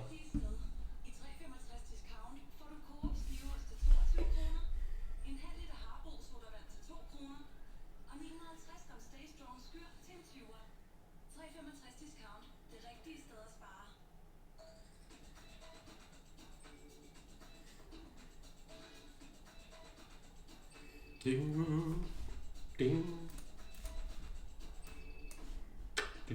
Ding. Ham der Dot, han skulle sgu da fight i dag, ikke? Var der ikke den der boksekamp der?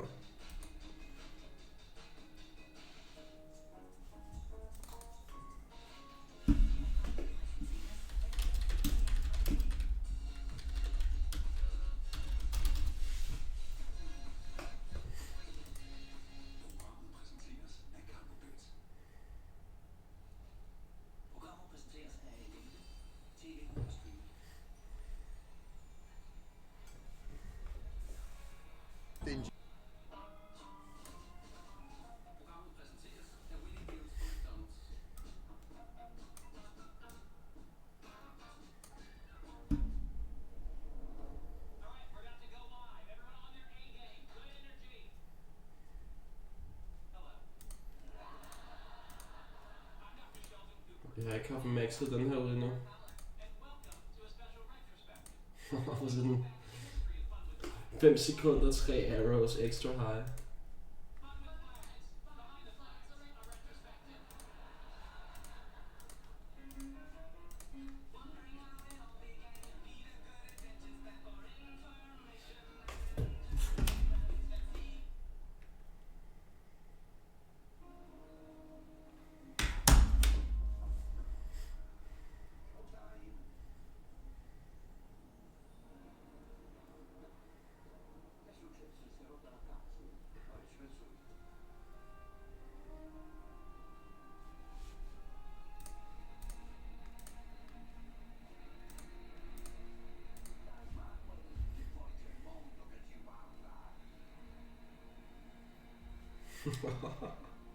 Det er totalt kaos, det her spil. Det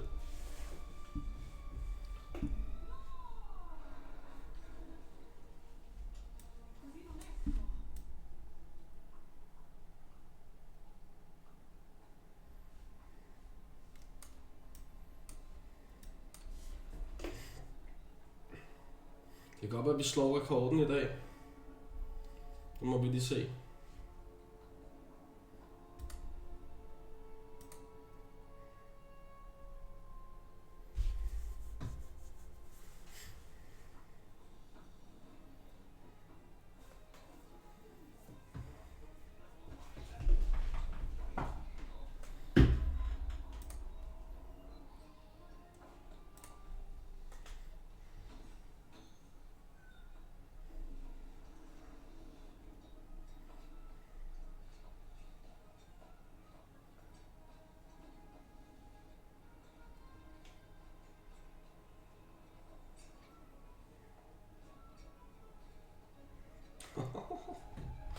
Må det se.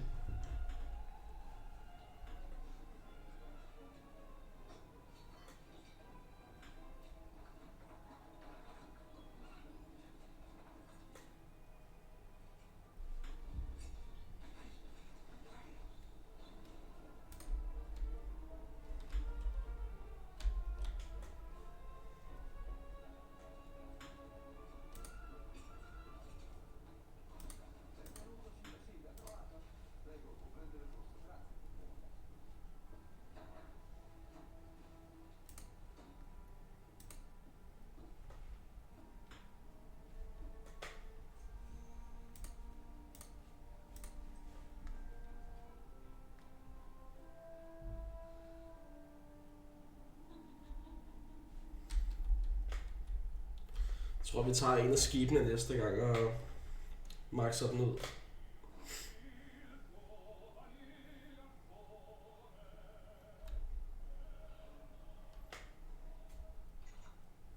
Hvad er det nu, det koster? 500, næsten 600.000. Vi er på 100k nu, så der går lidt. Og så ligner det, at han fik gjort det hele klar til den store premiere. Showtime.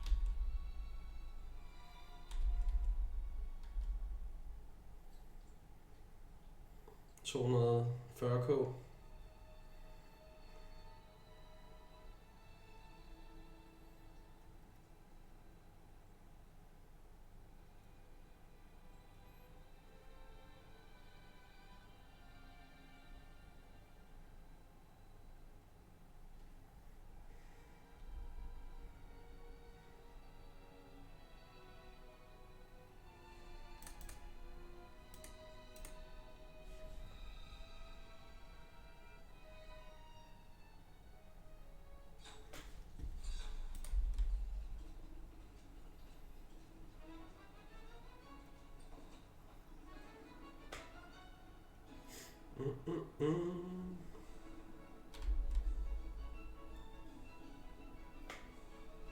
Skal vi se. 576.000. Vi er på næsten 500.000. Så vi er der næsten. Så kan vi max den ud, det der skib der.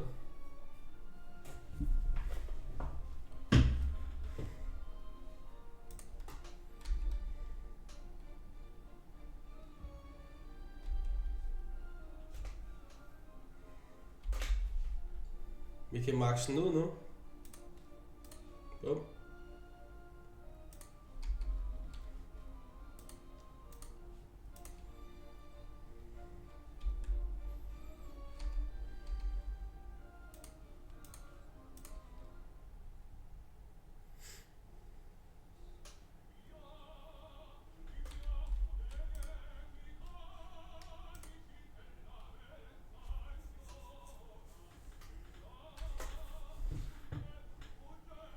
Mega Arkan. Jeg tror ham, at han når igennem faktisk. Desværre.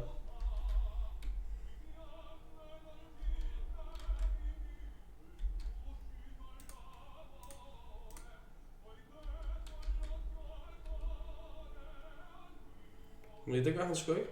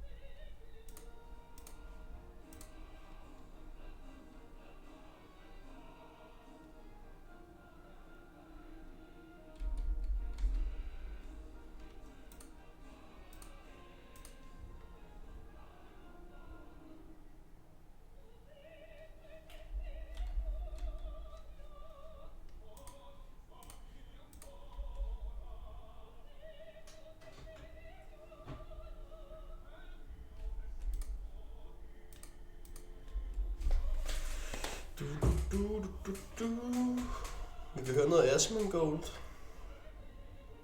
Like, basically, Det plejer ellers ikke at lægge. that a lot of people in Mexico view the cartel as Okay, det er mig så. a devil you know. Så kan det godt være, at den her streamer, den lægger på min anden monitor. Det er mærkeligt.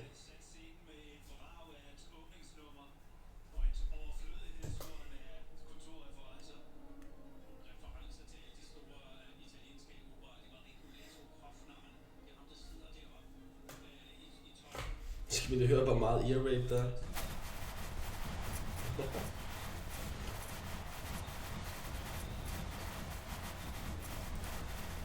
Det bliver for meget med lyden på, når der er så meget, der sker.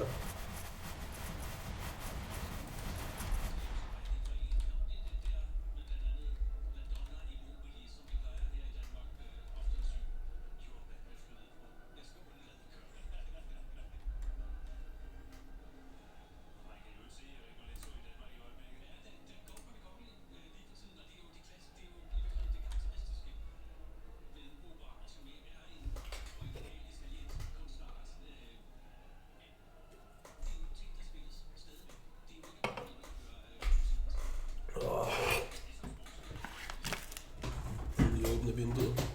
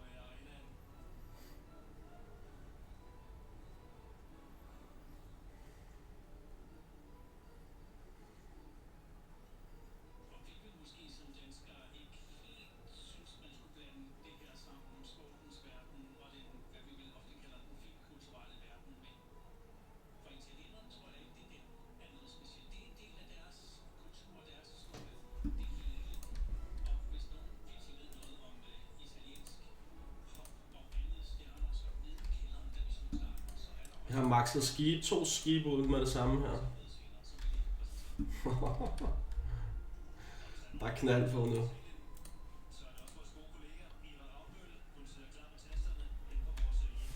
Jeg tror vi kan overleve i mange levels endnu.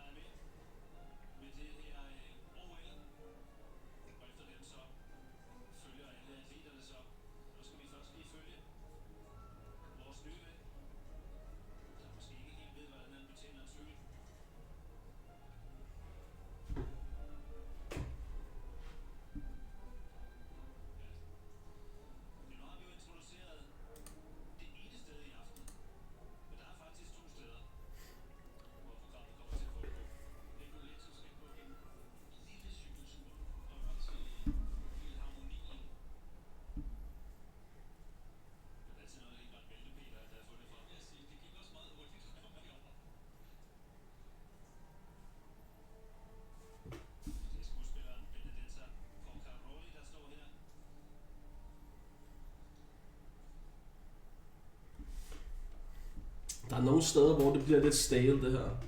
Man burde måske fjerne en af platformene til vandet der. Indtil level 60 eller sådan noget. Ellers så bliver det næsten for nemt, ikke?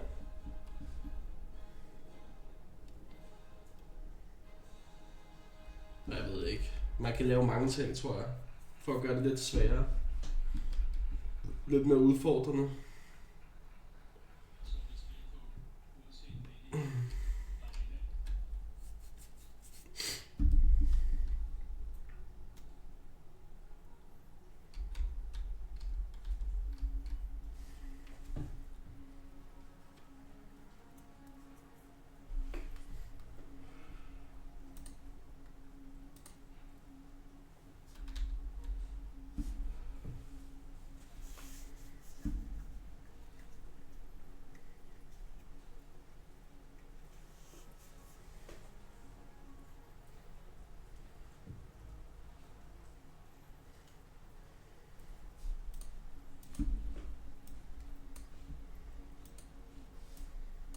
Switch gør det ikke, vel? Det der lag der. Said when the well runs dry, people begin to eat each other. And really, I mean, they probably had, I mean, like whenever Biden was president, I mean, things are probably great for them. Det kan også være, det er min computer, der skal renses. Så jeg tænker over, det kan godt være, det er det.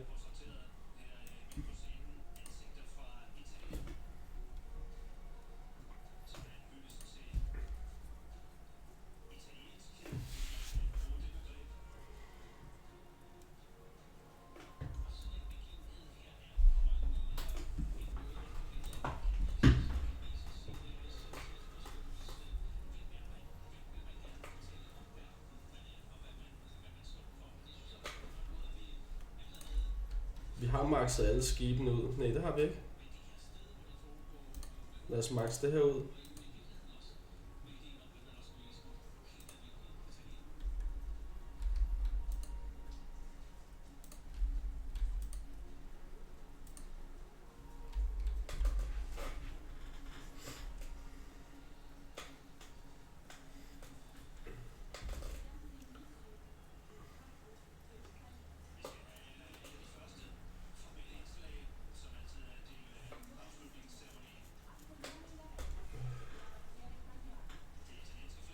Okay, der kommer mange penge ind nu i gang.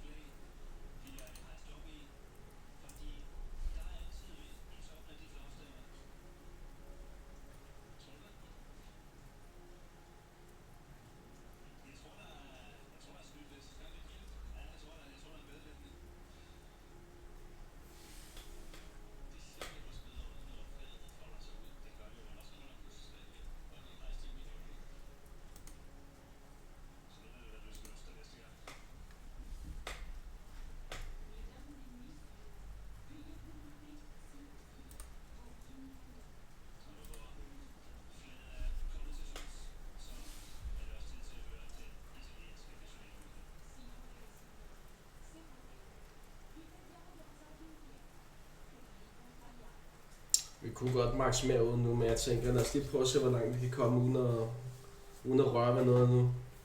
Bare for sjov, ikke? Vi har også spillet det her et par timer nu.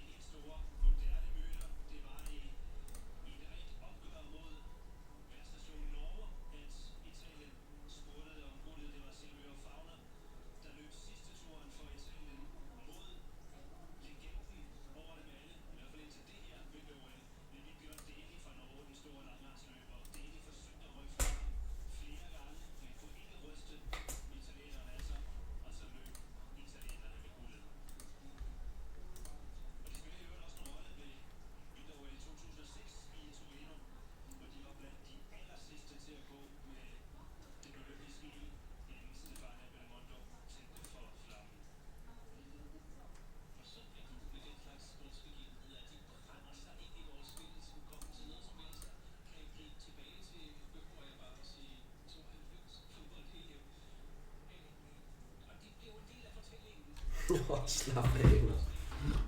Det er for sygt, det her. Det er ordentlig wave, der kommer nu.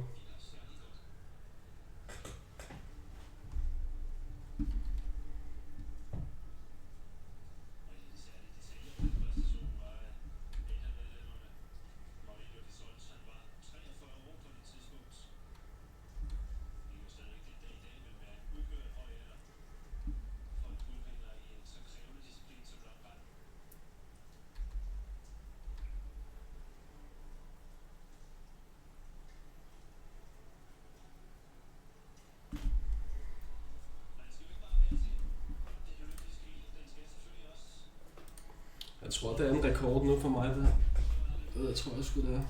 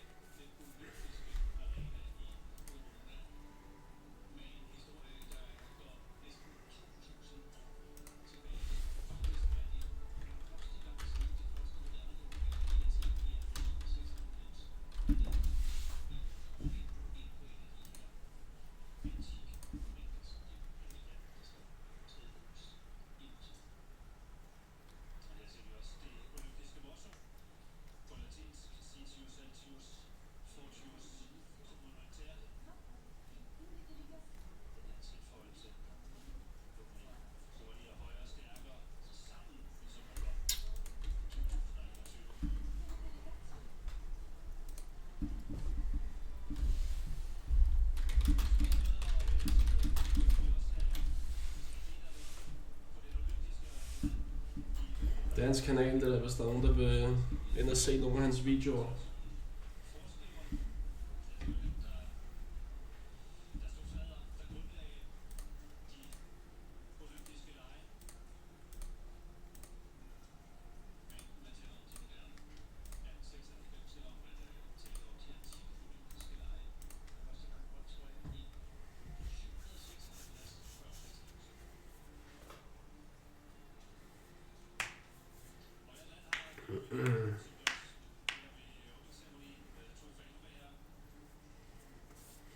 Den eneste måde, jeg selv kan stoppe spillet på, hvis jeg vil gemme, og hvis jeg gerne vil dø, det er, hvis jeg sælger nogle af skibene.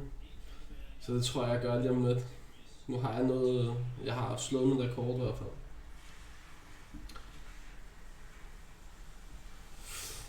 For jeg ved ikke, om man kan vinde spillet, eller om det bare bliver ved med at køre, du ved. Det tror jeg, det gør. Jeg tror, det bliver ved med at køre, indtil man selvfølgelig ikke kan mere, ikke? Indtil der kommer for mange af gangen. Men jeg ved ikke, hvor mange waves level der er. Jeg kunne forestille mig, der var mange. Og der er aldrig sluttet nærmest. Det er rimelig sindssygt at spille 100 waves. Vi har siddet her et par timer. Så...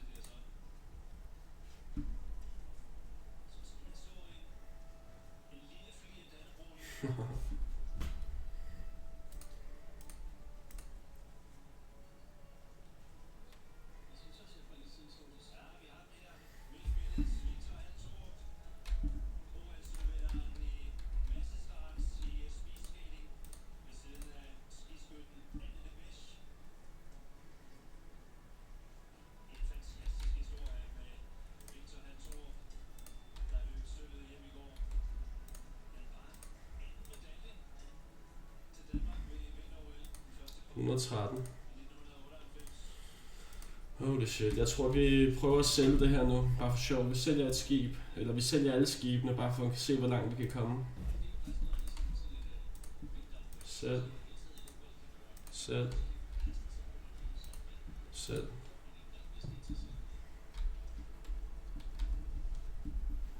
Så prøver vi at opgradere alt, hvad vi kan. Bare for grineren her.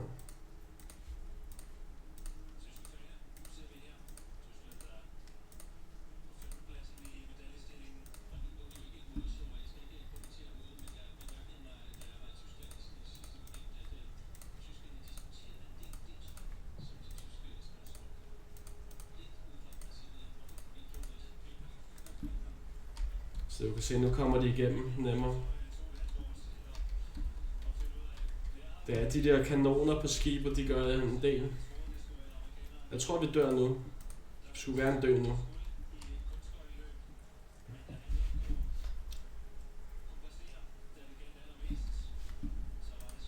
Det gør vi også. Vi dør nu, guys. Vi er nået til level 14. Eller level 114. Bum. Karim. Save score. Og så går vi lige ind og ser. Ja, i går der ramte jeg 109. Og det er okay, stage 1. Så er der sikkert flere stages. Så jeg tror, at spillet det varer i lang tid. Men det er i hvert fald det her spil her. Her er hans YouTube-kanal, hvis I vil ind og se hans shit. Han har en masse gode videoer og gode spil og sådan noget, han laver selv. Mr. Palmer TV. Så yes guys. Jeg hopper nu her, jeg holder en pause, man. Jeg kommer nok tilbage lidt senere, hvor vi lige se på. Men tak fordi I kiggede med alle sammen. Og like and subscribe guys. Peace.